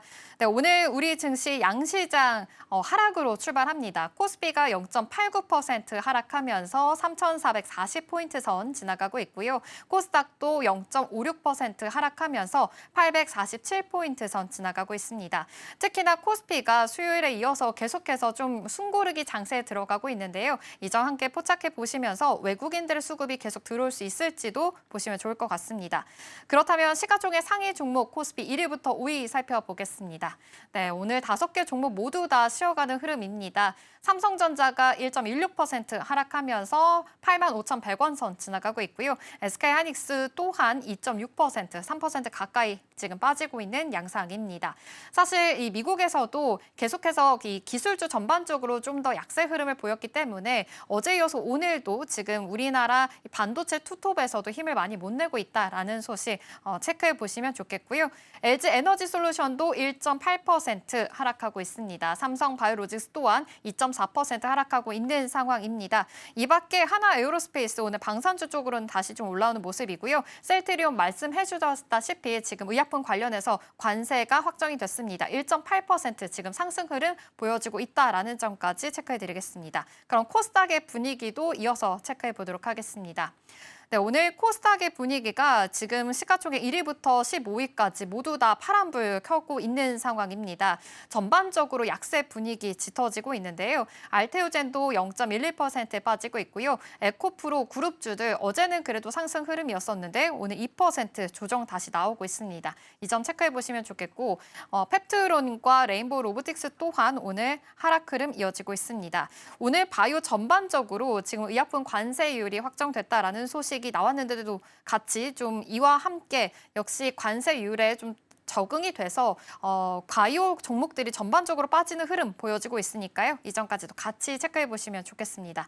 수급 상황도 보겠습니다. 코스피 시장에서 외국인과 기관 지금 팔자세 이어지고 있고요. 선물 시장에서도 지금 외국인 팔자세 포지션 잡고 있습니다. 지금 환율이 좀 높은 만큼 외국인들이 좀 빠져나갈 수 있다. 유동성 부분에서는 이슈가 있으니까요. 이 점도 기억해 보시면서 시장 분위기 자세하게 분석해 보도록 하겠습니다. 네, 전문가님 오늘 금요일입니다. 역시 금요일 시장은 또 거래량도 많이 없는데 다음 주에도 명절 앞두고 나서 역시나 계속해서 좀 유동성 부분이 있는 것 같습니다. 오늘 시장 이렇게 빠지고 있는데 코스피가 특히나 1% 넘게 빠지고 있거든요. 이 시장 분위기 어떻게 해석해 보면 좋을까요? 일단은 지금 수급 자체가 상당히 좀 세게 좀 밀어주는 것 같아요. 외국인과 특히나 외국인 쪽에서 현선물의 매도세가 좀 강해 보입니다. 네. 현물 쪽에서는 한 1,300억 정도 벌써 매도가 나오고 있고 그다음에 선물에서는 한 1,700억 정도 매도가 나오고 있다라는 건 오늘은 좀 오후 시장까지도 시장이 전체적으로 좀 밀릴 수 있다라고 예측을 하고 가시면 될 것 같습니다. 더군다나 지금 코스피 기준에서도 중요 지지선인 5일선을 깨고 바로 좀 내려오는 흐름이 나타나기 때문에 만약에 밑에 하방까지 좀 본다면 3,400포인트 초반대까지도 살짝 생각을 해봐야 될 것 같습니다. 그렇지만 지금은 뭐 3,400 아니면 3,350포인트까지 열어놓더라도 시장은 계속해서 신고가 부분에서 상승할 가능성이 높기 때문에요. 오늘 금요일 시장이기도 하고 뭐 방금 얘기하셨다시피 긴 연휴를 좀 앞두고 전체적인 수급이 좀 말라 있는 부분이기 때문에 저는 아직까지도 좀 겁먹을 시장은 아니다라고 좀 자신 있게 말씀을 드리고 싶고요. 일단 오늘은 올라가는 종목들이 많이 없습니다. 보시면은 코스피 200 쪽에서 그간 계속 눌려줬었던 지주사 쪽에 대해서 약간은 좀 양봉이 나오는데 의미 있는 상승은 아닌 걸로 보여지고요. 거기에 따라서 뭐 증권주들도 오늘 1% 내외의 상승이 나오곤 있긴 합니다만은 그것도 크게 의미는 없습니다. 반대로 이제 좀 떨어진 종목들을 본다면요. 오늘은 반도체 중심으로 시장이 좀 약간은 약세를 보입니다. 결국에는 삼성전자와 하이닉스가 많이 조정이 나오면서 지수 자체를 떨어뜨려 주는데요. 뭐 지금 시장이 지수가 1% 넘게 빠져서 좀 겁먹으실 수는 있겠지만 제가 봤을 때는 이런 가격 조정까지 같이 나와주면 나중에는 더 상승할 때 상승 탄력이 더 좋으니까요. 오늘도 역시나 건강한 가격 조정이다라고 보시는 게 좋을 것 같습니다. 네, 오늘같이 이렇게 좀 큰 폭으로 빠질 때 다시금 올라올 때 이런 회복의 탄력도가 더 있을 것이다라고 말씀해 주셨으니까요. 이 점 체크해 보시면 좋겠습니다. 오늘 전반적인 분위기가 일단 약세 분위기로 이어지고 있습니다. 이렇게 약세 분위기, 순환매가 좀 잘 돌지 않을 때 오히려 좀 시선이 쏠리고 있는 곳이 있거든요. 로봇 부분 체크해 보도록 하겠습니다. 지금 현재 하이젠 RLM도 6% 올라가고 있는 상황이고요. 뭐 에브리봇도 5% 관련해서도 계속 로봇주들 좀 탄력을 받아가고 있습니다.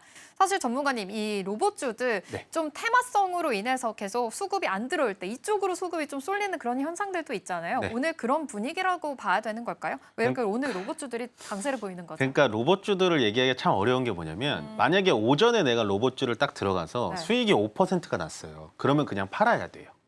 그러니까 그게 로봇주가 나빠서가 아니라 요즘 시장의 트렌드는요. 오전에는 냉탕이었다가 오후에는 온탕입니다.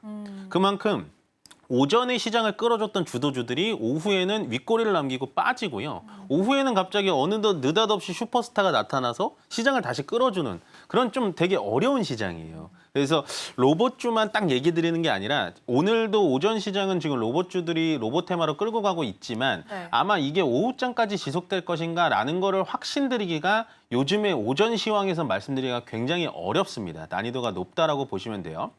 그만큼 시장 자체 내에서 로봇에 대한 관심들이 되게 많습니다. 뭐 노란봉투법이 나오고 거기다가 뭐 자동차 업계, 조선업계에 대해서 계속되는 뭐 이렇게 노사 갈등 이런 것들이 나오다 보니까 파업이 없는 로봇으로 개발을 해야 된다라는 얘기가 나오면서 로봇주들이 많이 올라가고 있는데 제가 봤을 때는 로봇주들의 강세는 이번 주 내지 다음 주까지는 강세가 이어질 것으로 보여져요.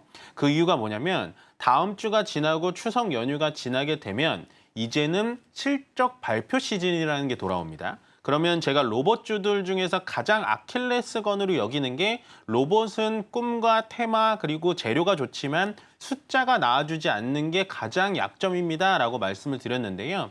결국엔 실적 발표 시즌이 돌아오면 실적 발표가 앞으로 잘 나올 것 같은 반도체라든지 아니면 화장품 이쪽에 대해서 수급이 몰릴 가능성이 높고 오히려 실적 부분에 대해서는 약간 약점을 가지고 있는 로봇주들에 대해서는 긴 연휴가 끝나고 난 뒤에는 관심이 좀 떨어질 수 있으니까 로봇주들에 대해서 내가 수익을 봤다라고 한다면 분명히 수익 실현을 하셔야 된다라고 정리를 해드리겠습니다. 네, 로봇주 관련해서는 뭐 노란봉투법 관련해서 수혜를 볼 수 있다. 또 정부의 규제 완화 논의로 인해서 같이 좀 들썩이는 양상이었었는데요. 사실 좀 테마성이니만큼 짧게면 다음 주까지 이어질 수 있다. 이렇게 보셨으니까 이 점 오히려 올라갈 때 차익 실현 쪽으로 현금화 쪽으로 좀 같이 아이디어 세워보시면 좋을 것 같습니다. 말씀해 주신 대로 10월 초면 또 3분기 실적 발표 시즌이 돌아옵니다. 실적 관련해서도 모멘텀 계속 지켜보셔야 될 것 같습니다. 그렇다면 이제 오후 들어서 오히려 슈퍼스타가 나올 수 있다라고 말씀을 해주셨는데 어제 흐름에서 지켜볼 점이 바로 네이버였던 것 같습니다. 네이버에서 이제는 스테이블 코인 관련된 이제 업비트를 인수하겠다라는 이야기가 나왔습니다. 이제 본격적으로 원화 스테이블 코인 사업을 시작하겠다라는 것으로 해석을 해볼 수가 있겠는데요. 네. 어제 관련돼서 테마주들이 좀 같이 급등이었잖아요. 네, 맞아요. 오늘은 그러다 보니 좀 쉬어가는 양상이긴 합니다. 네. 그런데 앞으로의 산업이 이제는 발전할 수 있다라는 기대감이 있는 만큼 네. 이쪽의 전략은 어떻게 보고 계세요?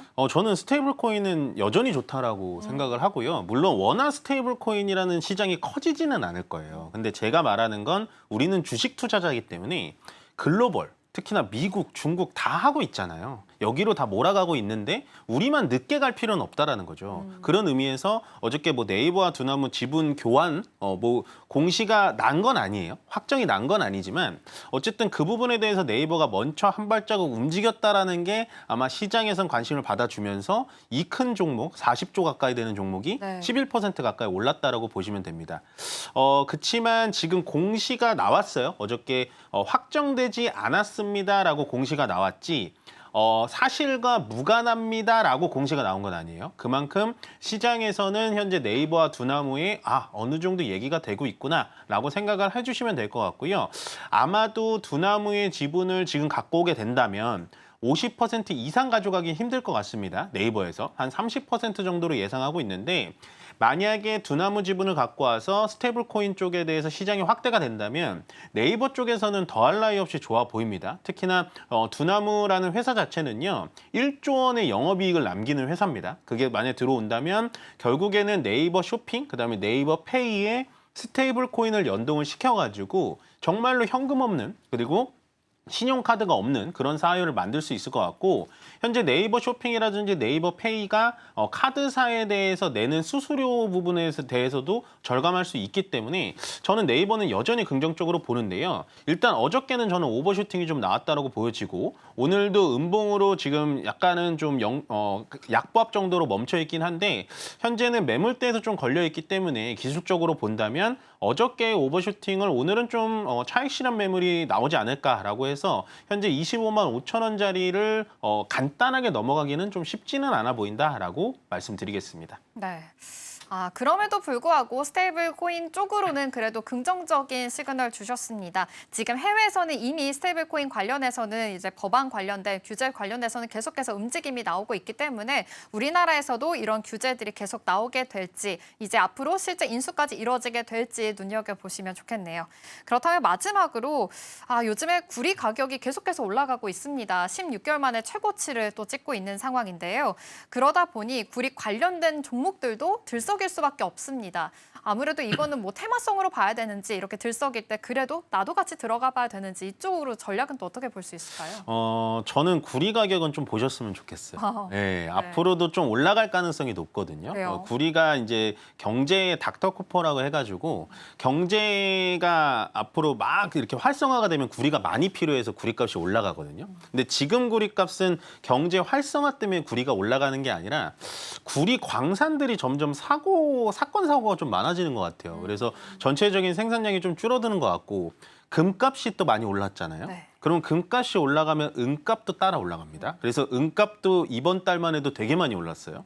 금은 동이라고 하잖아요. 동이 구리인데 구리도 결국엔 같이 되게 많이 떨어져 있는 상태에서 금값과 은값을 저는 따라갈 수 있다라고 보여져요.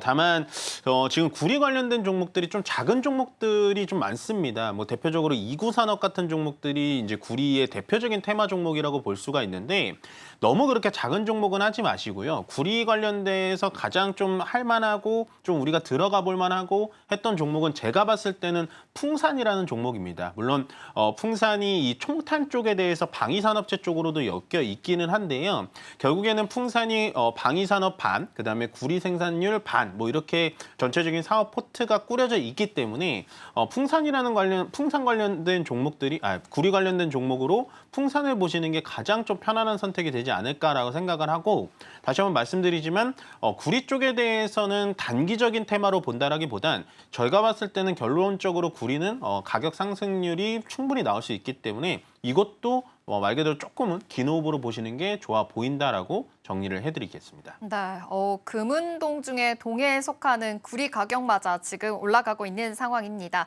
전 세계적으로 구리에 대한 생산량이 지금 작년보다도 감소할 것이다라고 계속해서 예상을 하고 있는 만큼 구리 관련된 산업들 좀 더 장기적으로 봤을 때는 긍정적으로 해석을 해주셨으니까요. 함께 참고해 보시면 좋겠습니다. 그렇다면 마지막으로 오늘 금요일입니다. 그리고 다음 주가 또 바로 이제 추석 명절 긴 연휴를 또 앞두고 있는 만큼 전략이 굉장히 중요할 것 같은데 사실 유동성도 많이 없을 것 같아요. 네. 월요일장부터는 어떻게 좀 포지션을 잡고 매매를 하면 좋을까요? 오늘 받았던 질문 중에 가장 어려운 질문인 것 같은데 네. 제가 봤을 때는 지금 시장은 제가 아까 말씀드렸다시피 짧게 잡아야 된다 그랬잖아요. 전체적인 포지션을 막 지금 매도하자라는 의견은 아니에요. 근데 내가 가지고 있는 종목이 평소에 2, 3% 정도 올라가고 있었는데 갑자기 시장이 강세가 와서 10% 갔다. 어제 네이버처럼. 네. 그러면 매도를 하셔야 돼요. 매도를 하셔서 현금을 어느 정도 준비를 하시고 연휴가 지나고 난 뒤에 그 현금을 쓰는 게 맞다라고 보여져요.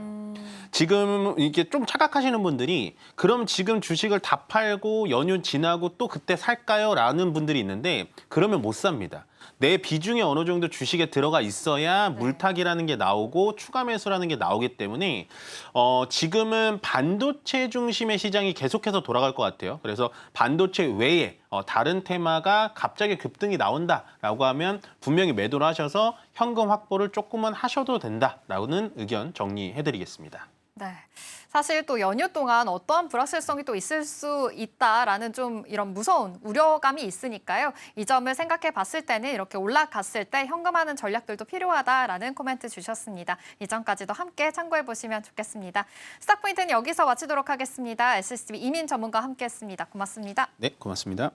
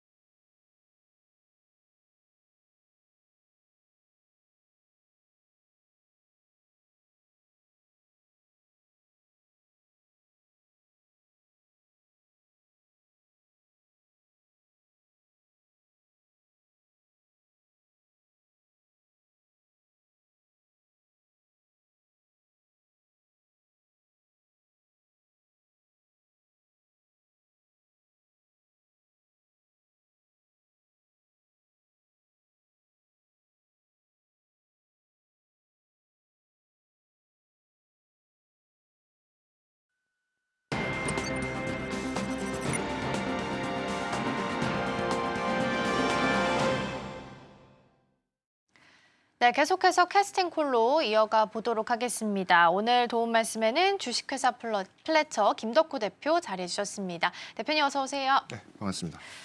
오늘 금요일장 시장은 쉽지 않네요. 코스피가 1% 넘게 내리고 있고요. 코스닥이 0.72% 약보합 정도 지키고 있습니다. 외국인과 기관 쪽에서 오늘 현선물 다 빼고 있는 것으로 확인되고 있고요. 특히나 이제 환율이 좀 부담이죠. 1,409원 30전 여기에서 개장 시작을 좀 한 상황입니다.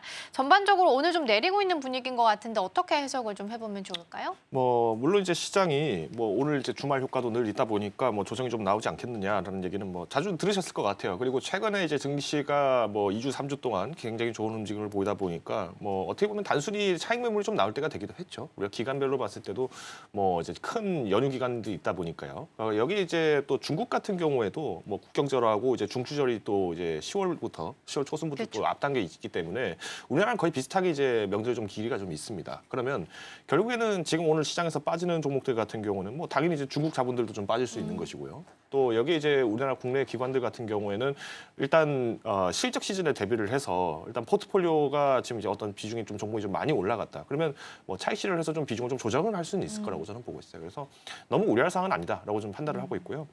물론 이제 거래대금 자체가 이제 오늘 장 마지막까지 이제 주목을 할 필요는 있습니다. 특히나 이제 그러니까 명절 전에 마지막 금요일이기 때문에 맞아요. 저는 이제 그런 의미에서 봤을 때 또 이제 10월을 이제 앞두고 있잖아요. 그러니까 10월부터는 잠깐 언급드린 이 실적 시즌이 결국은 그동안 기대감에 의해서 혹은 이제 정책 이슈로 인해서 올라갔던 종목들이 굉장히 많다 보니까 오히려 이제 실적 괴리를 좀 대비를 할 필요는 있지 않겠는가라고 생각을 하고 있습니다. 그래서 일단 만약에 이제 내가 좀 어떤 종목에 대해서 투자를 했는데 이 종목에 대해서 포트폴리오의 비중이 좀 굉장히 크다라고 하시는 분이라면은 조금은 가볍게 가실 필요도 있다라고 봐요. 근데 그렇다고 해서 우리가 오늘 시장이 좀 한 1.5%까지 빠진다 하더라도 급락하는 종목이 아니다라고 한다면은 구태여 좋은 종목들을 또 좋은 가격에 사신 거를 급히 매도할 사항은 아니라고 봅니다. 그래서 비중 관리의 개념만을 잘 지켜주시면 좋을 것 같습니다. 네, 너무 우려할 상황은 아니지만 다만 비중 관리는 하면서 가야 된다라는 말씀 함께 주셨습니다. 자, 그럼 오늘 시장 안에서는 어떠한 테마들 주목해보면 좋을지 하나씩 살펴보겠습니다.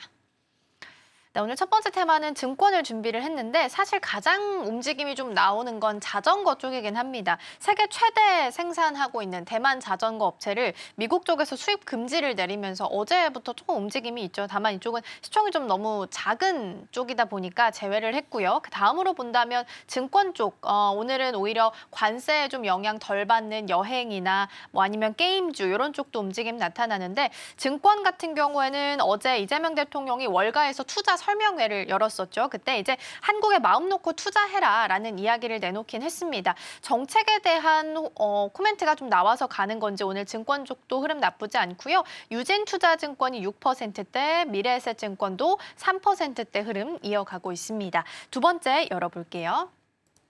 두 번째는 AI 소프트웨어 관련주입니다. 이쪽은 또 어제 있었던 네이버 이슈를 빼놓을 수가 없겠죠. 두나무랑 같이 협력한다라는 이야기가 나온 상태고요. 두나무가 사실 영업이익이 1조씩 넘게 나오고 있는 상황이다 보니까 같이 합쳐지게 되면 네이버 입장에서는 오히려 호재죠. 그래서 네이버는 가만히 있어도 돈을 어쨌든 따박따박 버는 두나무를 자회사로 편입할 수 있는 가능성이 생기게 된 거고요. 원화 스테이블 코인에 대한 가능성 또한 점쳐지고 있습니다.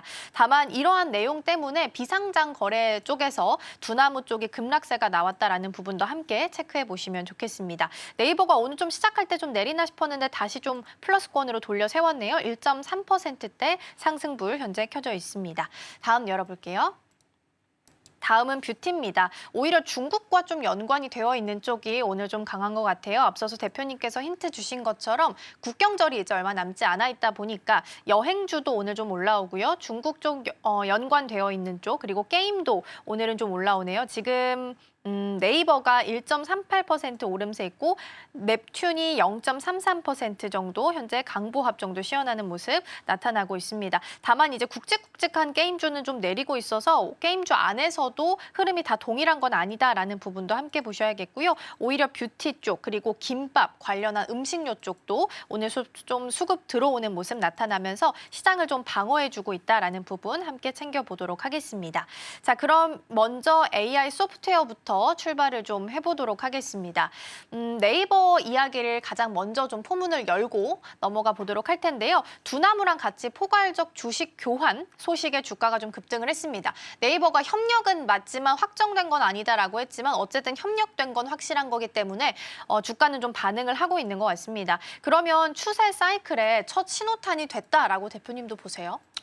뭐 일단은 이제 우리가 뭐 업비트 같은 경우에도 그렇고 늘 이제 항상 얘기가 나왔던 게 이제 지분 가치가 어떻게 영향이 될 것이냐라고 하면서 뭐 하나투자증권부터 여러 가지 기업들이 이제 많이 거론됐었습니다. 근데 저는 일단 이 암호화폐 시장, 그러니까 흔히 말하는 이제 블록체인 시장 같은 경우에는 충분히 가치가 있다라고 보고 있지만은 당장 시장에서 판단을 하고 있는 거는 결국에는 뭐 우리가 흔히 말하는 코인 거래소다. 그러니까 거래소에 대한 마진율이 굉장히 긍정적이다. 뭐 이렇게 얘기가 나왔을 때 이제 주가 좀 많이 반영을 하고 있고요. 결국은 이제 이것을 이제 실질적인 결제로 넘어갈 수 있냐 없냐에 대한 퍼포먼스가 어디서 시작될 거냐가 이제 핵심이라는 건데 우리가 일례로 지금 스테이블 코인 관련주로 얘기가 나왔던 게 이제 올해 초 6월부터 해서 굉장히 강세가 보였다가 주가가 빠졌어요. 왜? 네. 이게 지원을 어떻게 할 거냐는 게 문제였다는 거죠. 그러니까 실질적으로 카카오나 네이버 같은 경우에는 그러니까 MAU, 그러니까 월간 이용자도 굉장히 많고 쇼핑 이용을 하고 있고 실질적으로 거래가 활성화되고 있다 보니까 이 자금력을 어딘가에만 예치를 시켜놓을 수 있는 곳만 있다 하더라도 충분히 자금력을 보존할 수 있다는 얘기가 나왔다는 거죠. 근데 이걸 이제 이 두나무와 함께 이제 이 업비트와 함께 이제 뭔가를 사업을 하겠다라고 하는 것은 뭐 단기적으로 봤을 때는 당연히 긍정적이라고 볼 수 있어요. 물론 장기전까지는 끝까지 어떤 형태로 이제 제휴를 이제 현상화 시킬 거냐가 굉장히 관건이라고 보고 있는데 저는 일단 뭐 네이버가 지금 오늘 시장에서 좀 단기적으로 올라간 것은 그동안 이제 6월 동안에 눌려 있었던 그 주가에 대해서 어느 정도 단기 보답을 하는 것 같이 보여요. 근데 저는 차라리 그럼 지금 시장에서는 오히려 더 추격 매수를 하는 게 맞느냐. 추격 매수는 좀 부담스럽다고 보고 있어요. 물론 네이버가 뭐 이따 뭐 AI 소프트웨어 쪽에서도 좀 잠깐 언급을 드리긴 하겠습니다만은 네이버가 본연에 갖고 있던 거는 이 과거 이제 포털 사이트를 갖고 있으면서 실질적인 어떤 정보력을 많이 가지고 있었고 이 베이스 기반을 활용해서 만들어진 게 뭐 웹 쇼핑이라든가 이런 쪽이 커진 거예요. 근데 여기에 연계를 할 수 있는 건 굉장히 많고 또 성장세 탄력성까지도 봤을 때는 우리가 이제 뭐 디지털 트윈까지 하고 있는 사업이 굉장히 많습니다. 근데 여기서 그러면 우리가 주목해야 될 건 뭐냐? 이 제휴로 인해서 만들어지는 매출과 영업이익에 대비를 했을 때 다른 사업에 대한 매출 부분들이 훨씬 더 영향을 많이 받을 수밖에 없기 때문에 저는 단기적으로는 차익 매물이 좀 나오지 않을까라고 보고 있어요. 특히나 이제 RSI 지표를 보신 분들은 아시겠습니다만 지금 오늘 시장에서 70포인트 지금 왔다 갔다 하고 있죠. 그러니까 네. 단기 쏠림 현상이 좀 빠르다는 거예요. 어제 거래량이 이제 지난 1년 동안의 거래량에 대비를 했을 때보다도 훨씬 많은 이제 쏠림 현상이 나왔다는 거는 그만큼 이제 이 네이버라는 주가가 29만 8천, 그러니까 30만 원을 채 돌파하지 못했던 그 아쉬움에 있던 분들이 주가가 조정이 나오면서 팔지 못했던 분들이 굉장히 많았는데 이날 이제 반응을 할 때 이제 추격 매수를 더 하셨던 분들도 분명히 계실 거란 말이죠. 그러면 오버슈팅의 가능성이 있다고 보고 있습니다. 특히나 이제 네이버 같은 경우에는 지난 1년 동안 순매수 현황을 보신 분들이 아시겠습니다만은 외국인들은 계속 팔고 있어요. 이게 무슨 말일까요? 그러니까 결국에는 스테이블 코인에 대한 시장 자체는 장기적으로 평가를 해야 되겠지만은 단기적인 어떤 이슈에 대해서는 적극적으로 차익 실현을 하고 있다라고 우리가 받아들여야겠죠. 그래서 저는 지금 현재 주가는 기관에 의해서 지금 만들어진 것이 굉장히 많아요. 근데 기관 같은 경우에는 네이버도 그렇고 카카오도 그렇고 주가를 굉장히 조금 높게 불렀어요. 특히나 이제 지난 올해 초부터 해서 뭐 장기 성장성 그리고 스테이블 코인 관련 블록체인 산업 그리고 디지털 트윈 여기 이제 온라인 쇼핑까지 회복세 뭐 여러 가지 타이틀로 이제 리포트를 많이 내긴 했습니다만은 이때도 이제 주가를 이미 도달을 했던 것이 사실 스테이블 코인 관련으로 주가가 올라간 이후부터는 거의 답보 상태에 있었다는 거죠. 저는 현실적으로 여기서 네이버가 만약에 추가적으로 상승을 한다라고 했을 때는 그러면 일단 실적 발표 때에 디지털 트윈까지도 이제 좀 더 실적이 좀 잘 나왔다. 그러니까 AI 사업 자체가 굉장히 마진이 괜찮게 나왔다라는 게 확인되기 전까지는 함부로 들어가는 거는 조금 선단이 될 수 있겠다라고 판단을 하고 있습니다. 그래도 오늘 차트상으로는 진짜 아랫꼬리가 길게 달려있긴 합니다. 그만큼 좀 말아 올리려는 힘이 좀 더 강한 것 같고요. 지금 전고가 29만 8천 원이라서 룸은 좀 아직까지 열려있는 상태기는 합니다. 근데 AI 소프트웨어 관련 기업들을 요즘 글로벌 IB들이 좀 더 긍정적으로 바라보고 있다고 하던데 이건 어떤 내용으로 해석해보면 좋을까요? 물론 이제 그 이재명 대통령께서 이제 국가 AR을 지정을 하면서 뭐 블랙록 회장과 함께 뭐 한국에 대해서 아시아 허브를 만들자, 아시아 AI 허브를 만들자라는 거에서 긍정적으로 얘기가 나왔다라고 했는데 이게 사실 이제 그 내용을 좀 살펴보신 분들은 아시겠습니다만은 이 블랙록이라는 기업은 우리가 흔히 말하는 재무적 투자를 합니다. 그러니까 재무적 투자라고 하는 거는 그냥 돈 넣고 돈 먹기를 하겠다는 얘기죠. 네. 자, 그러면 전략적 투자자가 아니라 재무적 투자를 한다는 의미는 어떤 의미가 있냐면요. 일단 부양 효과를 전반적으로 다 가져가겠다는 겁니다. 그러니까 낙수 효과를 가져가겠다는 거예요. 지금 시장에서 너도 나도 돈 필요합니다라고 아우성치는 기업들은 굉장히 많아요. 그러다 보니까 뭐 어느 기업이든 돈을 더 주면은 상사 잘하는 기업이면 당연히 살아남겠죠. 근데 여기서 이제 그럼 시장에 직접적으로 뭔가를 더 막 하기 위해서 적극적으로 투자를 하는 뭐 PF들도 있겠습니다만은 블랙록이 운영하는 자산이 굉장히 많잖아요. 이 자산을 전략적으로 쓸 수 있음에도 불구하고 왜 재무적 투자를 잡는가? 이게 더 관건이라는 거죠.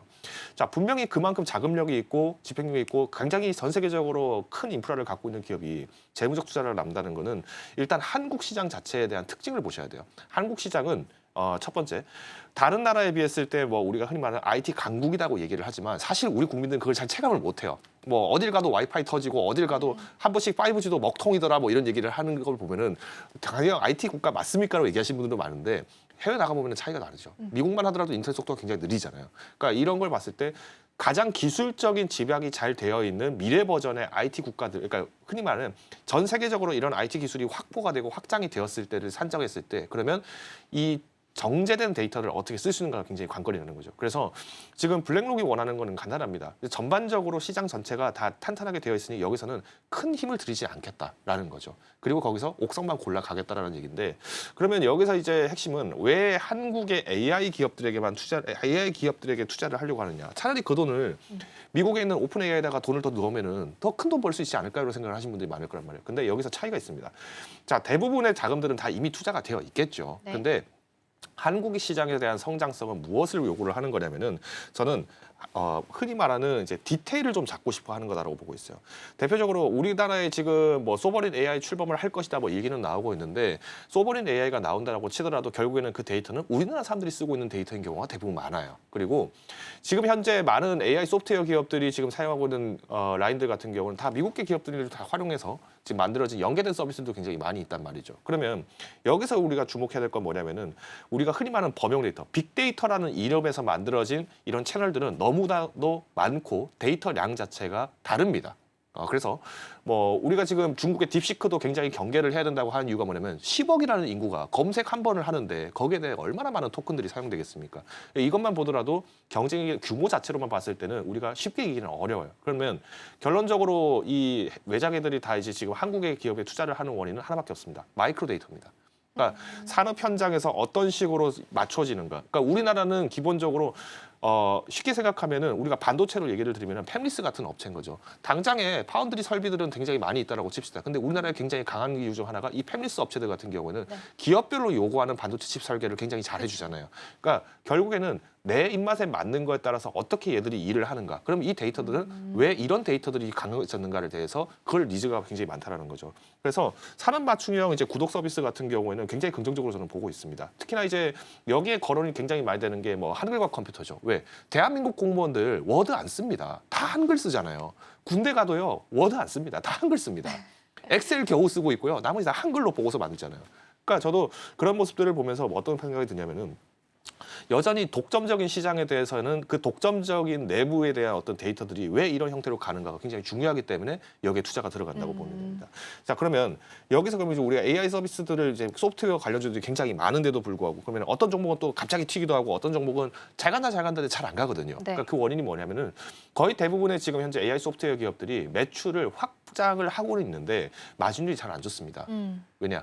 실질적으로 이 AI 소프트웨어 기업들이 돈을 버는 방식은 우리가 생각하기에는 뭐 우리 GPT를 한번 예를 들어 볼게요. GPT를 생각해 보면은 우리 이용자들이 구독료 내면서 쓰니까 이걸로 돈 벌어서 쓰겠다라고 생각하시는 분들이 굉장히 많거든요. 근데 굉장히 큰 오해입니다. 그 돈 모아봐야 별로 돈이 안 돼요. 오히려 AI 소프트웨어 기업들 같은 경우는 실제로 이 토큰에 대한 이용료에 대해서 그 로직 구조를 좀 더 깎아서 오히려 같은 토큰 대비해서 얼마나 많은 금액을 내느냐 줄이느냐에 따라서 그 마진율이 달라집니다. 근데 실질적으로 이용자가 많아지면 많아질수록 이 토큰에 대한 활용도가 높아지기 때문에 결국은 더 많은 토큰을 결제를 해야 돼요. 그러면 쉽게 말해서 박리담회로 이제 토큰을 여러 개를 산 다음에 한 번에 지금 결제를 한다는 것도 당연히 긍정적으로 볼 수 있겠지만은 그러면 이후에 이용객이 계속 많아지면 이걸 계속 무한정 늘려야 할 거야. 그게 아니라는 거죠. 여기에 대해서 이 토큰이 들어가는 로직을 어떻게 만드느냐가 핵심이라는 걸 볼 수 있는 것 같은데 그러면 여기 이제 기업자들이 투자를 한다. 그러면 좋은 정보는 첫 번째는 일단 매출 자체가 계속 늘어야 된다는 겁니다. 네. 그러니까 지금 AI 기업들의 거의 대부분은 매출이 안 늘어도 주가가 가는 종목들은 거의 대부분이 정책발 이슈. 그러니까 흔히 말하면 금리 인하를 하니까 뭐 AI, IT 기업에 투자가 될 것이다. 이러면 갑자기 한 7%, 8% 올라갑니다.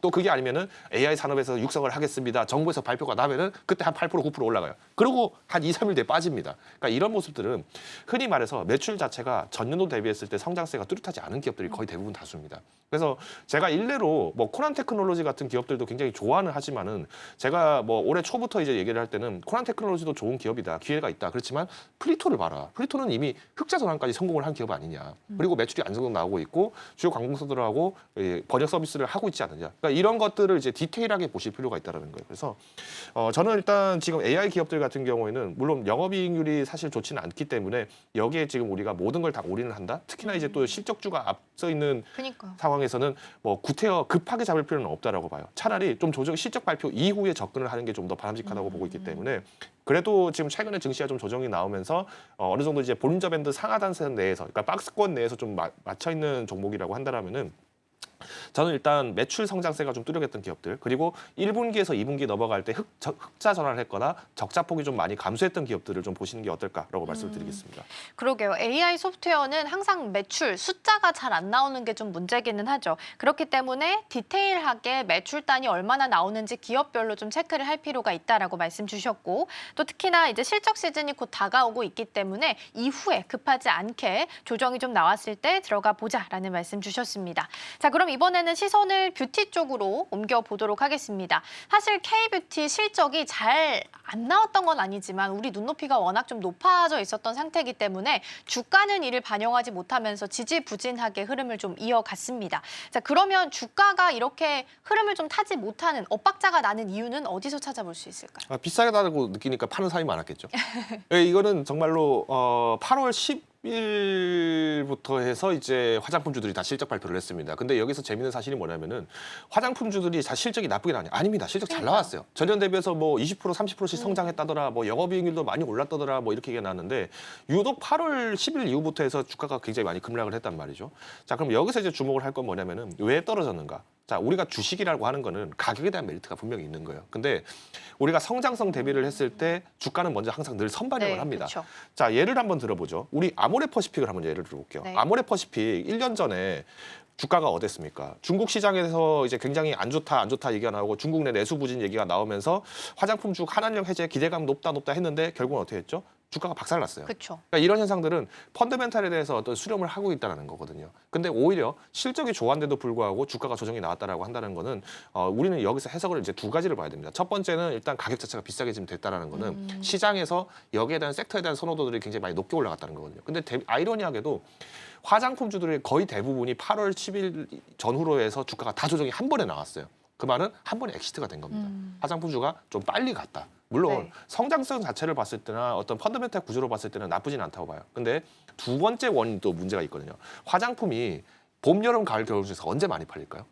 겨울? 겨울요? 겨울에는 이제 색조 화장이나 베이스 쪽이 많이 팔리긴 하는데 왜 피부가 많이 건조해지니까요. 아, 근데 여름? 여름이죠. 아, 땀 흘리고 하면 또 지우고 닦고 하잖아요. 그러니까 이런 문제들 때문에 계절적 수요가 항상 여름에 많이 반영이 됩니다. 자, 그러면 이번에 여름이 지금 지난 마당이고 2분기 실적을 발표했는데 잘 됐고 근데 분기 대비해서 실적이 생각보다는 좀 떨어질 수 있겠다라는 판단이 되다 보니까 8에서 한 10% 정도의 조정은 나올 수 있었다는 거죠. 근데 저는 여기에 대해서 너무 크게 우려하실 사항은 아니라고 봐요. 왜냐하면 이미 오버행 이슈라든가 여기에 더불어서 이제 또 매각, 그러니까 이 매각에서 조금 영향이 좀 더 있을 수는 있겠습니다만 오버행 이슈는 좀 다소 해소가 됐다라고 저는 판단을 하고 있거든요. 특히나 PEF들, 그러니까 사모펀드들이 최근 들어서 화장품 기업에 투자를 하려고 막 숟가락 얹으려고 한다라는 기사들은 굉장히 많이 보셨을 거예요. 제일 대표적인 게 뭐 클래시스 같은 기업인데 클래시스가 이번에 이제 빅딜을 한번 했었죠. 그래서 이제 한 번에 이제 물량이 한 6% 정도 물량이 한 번에 쏟아지다 보니까 주가가 좀 낙폭을 좀 보였던 상황이 있었는데 결국에는 좋은 기업이라 하더라도 이거를 비싸게 사줄 수 있는 사람이 누가 있겠느냐 이거를 이제 보고 있다는 거죠. 근데 이미 지금 많은 투자자들이 화장품주를 다 샀어요. 네. 그러면 이게 어떤 영향이랑 똑같냐면은 2021년도에 삼성전자 10만 전자 갑니다 막 이렇게 막 증권가에서 다 노래 부르고 했는데 결국 못 갔잖아요. 왜 못 갔을까요? 너도 나도 삼성전자를 다 들고 있으니까 다 더 비싸게 팔 사람이 없는 거예요. 삼성전자를 누구나 다 가지고 있다고 해봅시다. 온 대한민국이 삼성전자에 다 미쳐 있었던 시장이죠. 근데 너도 나도 들고 있는데 자 이제 누가 사주지? 아무도 안 사주는 겁니다. 그럼 어떻게 되죠? 팔아야죠. 심지어 삼성전자를 대출받아서 투자하신 분도 있다라고 제가 얘기는 들었어요. 정말 놀라운 소식이었지만은 왜 이런 분들 입장에서는 들고 있을 때마다 이자가 나가는데 그럼 어떻게 하겠습니까? 팔아야죠. 당장 빨리 몰아갈 거면 팔아야겠죠. 그러다 보니까 한 번에 쏟아지는 겁니다. 그래서 저는 지금 시장에서 화장품주들은 화장품을 비롯해서 뭐 미용기기, 뷰티, 그다음에 성형 쪽 그리고 여기 이제 보톡스 관련주들은 지금 단기 조정을 한번 크게 왔기 때문에 기술적인 의미에서도 충분히 메리트는 있다라고 봐요. 근데 그럼 이제 기술적으로 가격의 메리트만 있다라고 해서 접근할 건 아니겠죠. 당연히 네. 이 기업의 입장에서도 그러면 하반기 성장 그리고 이제 내년 그리고 이듬해까지 지금 경기가 지금 안 좋다라는 얘기가 나오면은 가장 먼저 이제 구매가 줄어드는 게 이런 흔히 말하는 필수 소비재가 아니라 임의 소비재들이 많이 줄어듭니다. 그러다 보니 이 마진율을 어떻게 올릴 것이냐가 이제 핵심인데 일단 첫 번째로 지금 기업들은 당연히 이제 중국에 대한 의존율을 좀 많이 탈피를 하고 있어요. 사실 아모레퍼시픽이 딱 아까 제가 콕 집어서 얘기를 하긴 했습니다만은 그만큼 어떤 특정 국가에 대해서 의존도가 높다면 이 국가에 대해서 의존도가 떨어질 때 타격이 큽니다. 뭐 VT 같은 경우에도 최근에 이제 9월에 한번 주가가 한번 조정이 나왔던 걸로 알고 있는데 이 원인이 뭐 일본의 도쿄현지에서 발표했던 데이터 따르면은 원래 한 1, 2등 하던 기업이 갑자기 뭐 5위권으로 추락했다더라. 뭐 이런 얘기가 나오면서 갑자기 떨어진 거거든요. 근데 그렇다고 해서 매출이 줄어들거나 그러지는 않았어요. 그러니까 이런 어떤 이제 우리가 흔히 봤을 때 단기적으로 봤을 때는 이제 전망치가 조정이 나오면서 주가가 나오는 것도 있지만은 저는 오히려 레드오션인 이 유럽과 일본 시장을 겨냥한 기업들이 굉장히 현명하다고 보는 이유는 레드오션이라는 거는 여기서 큰 시장을 노리는 게 아닙니다. 매출 자체를 갑자기 확 키우는 것이 아니라 여기서 일부만 가져가더라도 안정적인 브랜드 입지를 가져가고 나면은 그 다음부터는 고급 브랜드로 전략을 바꿀 수가 있거든요. 그래서 저는 지금 유럽 같은 경우에도 사실 지금 뭐 우리가 흔히 생각하는 유럽이라고 하면 프랑스도 있고 독일도 있고 뭐 동부 유럽, 체코, 뭐 루마니아 이런 데도 굉장히 많잖아요. 네. 뭐 미국 시장은 다들 아시다시피 이제 아마존 통해서 뭐 매출이 얼마 나왔다더라 이런 얘기가 들리면은 들썩들썩합니다. 근데 유럽 쪽이 사실은 많이 소외가 돼 있어요. 왜? 그동안 우리가 화장품 하면은 프랑스 화장품들이 되게 고급 화장품들의 이미지를 많이 떠올렸는데 이게 역으로 한국에서 좀 수출을 하고 있다는 내용이 잘 지금 부각이 안 되고 있거든요. 그리고 지금 이 한국 이 화장품을 굉장히 또 요구를 하고 있는 국가가 또 하나 있습니다. 바로 러시아입니다. 러시아 같은 경우에는 한국이랑 경제적으로 파트너를 계속 맺고 싶어 해요. 지금 전쟁 중이다 보니까 직접적으로 뭐 교역을 하기가 좀 굉장히 제한되는 부분이 많다 보니 뭐 지금 아직까지는 MOU 형태로 지금 많이 가고 있는데 저는 이런 기업들은 한번 옥석가리기로 한번 보시면은 나쁜 기업은 그렇게 많지는 않다라고 봅니다. 그래서 저는 일단 지금 시장이 계속 다각화에 초점을 맞추고 있기 때문에 만약에 어떤 이제 기존에 만약에 매출이 뭐 수출 중에서 한 비중이 한 60% 정도가 일본에 났었는데 이번 네. 일본 실적이 좀 안 좋았다 하더라도 이거는 단기 반영은 충분히 가능하다고 보고 있어요. 그래서 오히려 우리가 너무 그러니까 우리가 주식을 마치 권투로 치면 인파이터처럼 그러니까 바짝 붙어가지고 아 지금 빨리 올라가야 돼 이렇게 하시는 것도 뭐 매매적으로는 단기 매매는 가능하다고 볼 수 있겠지만은 차라리 호흡을 좀 가다듬고 봤을 때면은 여전히 아모레퍼시픽 같은 이제 건실했던 기업들도 다시 한번 기회가 충분히 있다라고 보고 있습니다. 그래서 너무 조급한 마음보다는 조금 호흡 가다듬기 네. 필요한 시장이다라고 말씀드리겠고요. 그래서 제가 오늘 조금 화장품 섹터에서 좀 주목을 할 만한 기업을 좀 하나 소개를 드리자면 저는 개인적으로 VT를 좀 보고 있습니다. 앞서 제가 말씀드렸던 것처럼 VT가 일본 내에서 뭐 순위가 좀 떨어졌다 하더라면서 주가 급락이 나오긴 했습니다만은 아이러니하게도 VT 같은 경우에는 8월에 조정은 오히려 더 없었어요. 8월달 조정 같은 경우에는 크게 타격이 없었거든요. 오히려 그만큼 포트폴리오도 굉장히 탄탄하고 뭐 부채 비중이라든가 이런 것들이 굉장히 안정적으로 있기 때문에 뭐 특히 이제 영업이익률만 하더라도 전년 대비해서 한 7% 이상 상승을 했고요. 장비 쪽 매출이 늘면서 이제 카트리지 매출로 연결 매출이 나오기 시작을 할 겁니다. 그러니까 장비는 사실 마진율이 별로 좋지 않아요. 근데 여기에서 계속 소비가 되는 이 카트리지 매출이 계속 안정적으로 나오게 되면은 네. 이게 우리가 흔히 얘기하는 구독 서비스거든요. 그래서 저는 오히려 실적 자체를 좀 더 기대해 보는데 나쁘지 않겠다. 그리고 이번에 미국이나 뭐 일본에도 이제 수출이 굉장히 잘 되긴 했습니다만은 네. 이제 아까 제가 말씀드렸던 이 러시아의 레뚜알이라고 하는 이 플랫폼과 같이 지금 입점을 하고 있는데 레뚜알 같은 경우에는 뭐 오프라인 매점만 러시아 내에서 한 1,000개 정도의 시장을 갖고 있어요. 그래서 유통 시장을 굉장히 지금 잘 선점을 하면서 들어가려고 한다는 거는 저는 충분히 성장성이 있다라고 판단을 하고 있기 때문에 가격적인 전략에서는 일단 지금 현재 주가가 이제 35,000원 선을 단기 돌파를 할 때쯤이면은 한 번 정도 기준에 홀드하셨던 분들이 좀 차익 매물이 나올 것 같아서 34,500원 이 가격선을 조금 기억해 주시면 좋을 것 같고요. 네. 손절 가격은 28,500원입니다. 물론 여기서 이제 추가적으로 하방 압력을 받는 경우는 사실 어떤 실적에 대한 부담보다는 오버행도 없었고 실적에 대한 부담도 없다 보니까 네. 사실 증시 조정 정도밖에 저는 예상을 하진 않고 있어요. 그래서 뭐 당분간은 이제 큰 악재보다는 일단 상방에 대한 어떤 기대감들이 좀 더 유효하기 때문에 34,500원, 28,500원 이 밴드를 기억해 주시면 좋을 것 같습니다. 네, 일단 화장품주 같은 경우에는 2분기 실적이 잘 안 나왔던 건 아니지만 QOQ 대비해서 2분기가 성수기였기 때문에 QOQ 대비해서 떨어질 거라는 우려가 이미 화장품주 안에 선반영되어 있는 것 같다라는 말씀 주셨습니다. 그렇기 때문에 유럽이나 일본, 뭐 러시아처럼 일부 국가에서 안정적인 매출이 좀 나올 수 있는 브랜드로 선별해서 보자라는 말씀 주셨고 탑픽 종목으로는 오늘 VT 주셨습니다. 이 종목은 화장품주 하면 또 빼놓을 수 없는 대표 종목이죠. 리드샷이라는 아주 획기적인 아이템을 좀 가지고 있는 기업이기 때문에 계속해서 좀 주가 추이 함께 지켜보시면 좋겠습니다. 자, 이렇게 해서 개장 분위기 잘 살펴봤고요. 대표님과는 여기서 인사 나누겠습니다. 오늘 말씀 고맙습니다.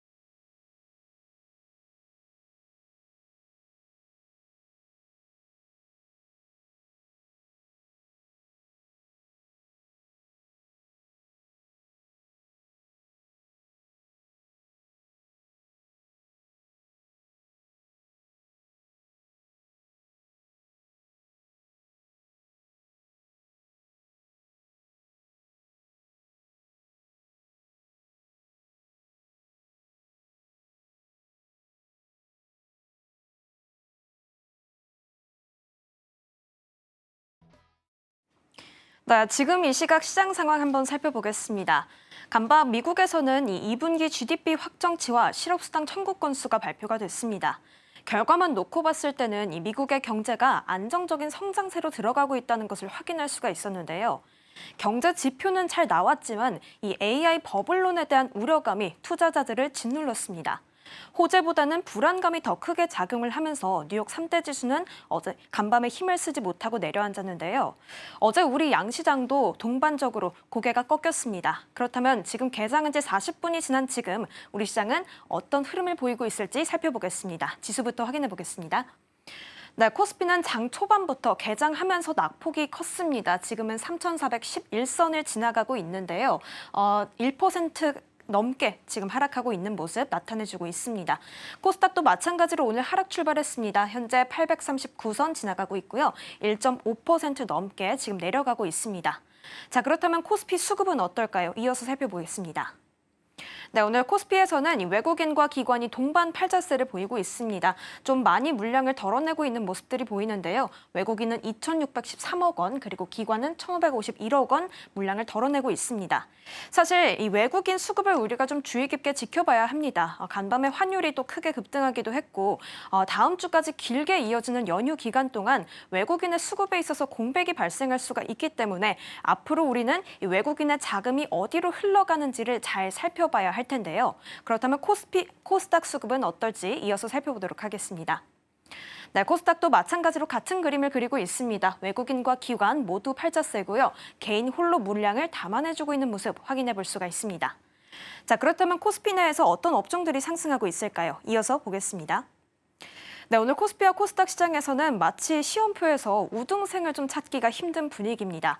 코스피 업종 그리고 코스닥도 마찬가지로 상승 업종들은 손에 꼽히고요. 하락이 좀 짙게 파란불이 많은 상태로 보여지는데요.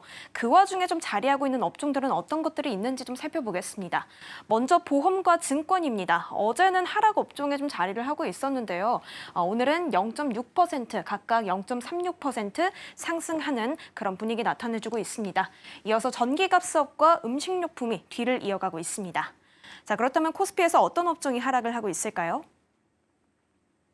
네, 사실 오늘 파란불이 좀 많이 짙습니다. 종목 안에서도 이 파란빛이 더 많은 것을 확인할 수가 있을 텐데요. 특히 전기전자가 오늘 낙폭이 좀 큽니다. 3% 가까운 하락세 보여주고 있습니다. 이어서 의료정밀, 제조업, 그리고 철강 및 금속까지 하락 업종에 차지하고 있다는 점 확인해 보실 수가 있습니다. 자, 이어서 코스닥 상승 업종도 살펴보시죠. 네, 현재 두 업종이 자리하고 있습니다. 코스닥 내에서도 하락하는 업종이 훨씬 더 우세하다는 점 한 번 더 확인해 볼 수가 있는데요. 섬유의류 1.42%, 그리고 출판과 매체복제는 0.77% 상승하고 있습니다. 하락 업종도 이어서 살펴보도록 하겠습니다. 네, 일단 비금속이 3% 가까운 내림세 보여주고 있습니다. 이어서 금속도 마찬가지로 2% 가깝게 하락해주고 있고요. 일반 전기전자부터 제조까지 오늘 코스닥 내에서도 전반적으로 하락 업종이 많다는 점 확인해 볼 수 있습니다. 자, 그렇다면 코스피 내에서 거래대금 상위는 어떤 것들이 있을까요? 네, 네이버가 1위를 차지했습니다. 어제 네이버와 두나무의 편입 소식이 전해지게 됐죠. 글로벌과 국내 스테이블코인 안에서 정말 판도를 바꿀 만한 이야기가 나왔는데 이 소식에 네이버 한동안 정말 지지부진한 그런 흐름들을 보이다가 어제 성장을 했고 이제 오늘 1% 넘는 상승세 현재 보여주고 있습니다. 자, 이어서 삼성전자와 SK하이닉스 이 두 반도체 투톱도 살펴봐야 할 텐데요. 오늘 조금 SK하이닉스에서 낙폭이 더 크게 나타나고 있습니다. 삼성전자는 2% 넘게 하락, SK하이닉스는 3% 넘게 내리고 있습니다. 그럼에도 이 증권가에서는 하반기에 SK하이닉스와 삼성전자의 전망이나 실적들이 좋다라고 우호적으로 평가하고 있다는 점 확인해 보셔야겠습니다. SK하이닉스는 35만 원 선을 이탈했습니다. 자, 이어서 카카오입니다. 카카오 같은 경우에는 이 네이버와 두나무 소식에 사실 반사 이익을 함께 얻을 것으로 예상이 됐었는데요. 그러나 지금 카카오가 사실 대대적인 개편으로 인해서 사실 소비자들 입장에서는 좀 오히려 반감을 일으켰다라는 호평이 나오자 오늘 좀 크게 빠지고 있습니다. 5% 넘게 현재 5% 가깝게 하락을 하고 있습니다. 두산 에너빌리티도 오늘 내립니다. 1% 넘게 지금 현재 하락하고 있는데요. 루마니아 기기 교체 소식이 나오게 됐죠. 사실 원전 안에서는 이 AI 성장과 함께 두산 에너빌리티도 이 수주를 확대할 가능성이 좀 높아지고 있었는데 두산 에너빌리티는 오늘 좀 쉬어가는 흐름들 나타내주고 있습니다. 자, 그렇다면 이어서 코스닥 거래대금 상위도 한번 살펴보시죠. 네, 현재 빨간불 켜고 있는 이 종목들 자세히 좀 살펴봤을 때는 오늘 코스닥 내에서는 로봇과 스테이블코인 관련주들이 강세를 보이고 있습니다. 로보티즈 그리고 에브리보 지금 현재 각각 5% 그리고 16% 넘게 현재 상승을 하고 있는데요. 로봇주는 사실 노란 봉투권가 그리고 4.5일째로 인해서 안정적인 흐름을 보여주고 있습니다. AI 성장이라는 호조까지 맞물리면서 현재 좋은 흐름 이어가주고 있고요. 이어서 A코리아도 마찬가지입니다. AI 코리아도 이 로봇 관련주로 좀 포함이 되면서 오늘 7% 넘는 상승세 보여주고 있고요. 그리고 이어서 스테이블코인 관련주도 한번 살펴보자면 NHN과 뱅크웨어 글로벌 모두 강세를 보여주고 있습니다.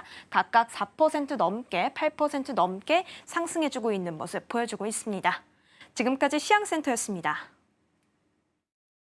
네, 오늘 우리 시장 금요일까지 맞물리면서 참 쉽지 않습니다. 코스닥 같은 경우에는 낙폭을 조금씩 더 키워가는 모습이고요. 외국인과 기관, 현물에서 선물에서 모두 빼고 있는 움직임 나타납니다. 환율도 불안합니다. 계속 오르면서 오늘 개장초 대비해서 더 올랐고요. 1411원 20전까지 확인되고 있으니까 오후장까지 흐름 같이 지켜보시면 좋겠습니다. 저희가 방송 중에 제공해드린 정보는 투자 판단을 위한 조언일 뿐 해당 종목의 가치와 수익률은 보장하지 않습니다. 저희는 다음 주 월요일에 돌아오겠습니다. 시청해주신 여러분 고맙습니다.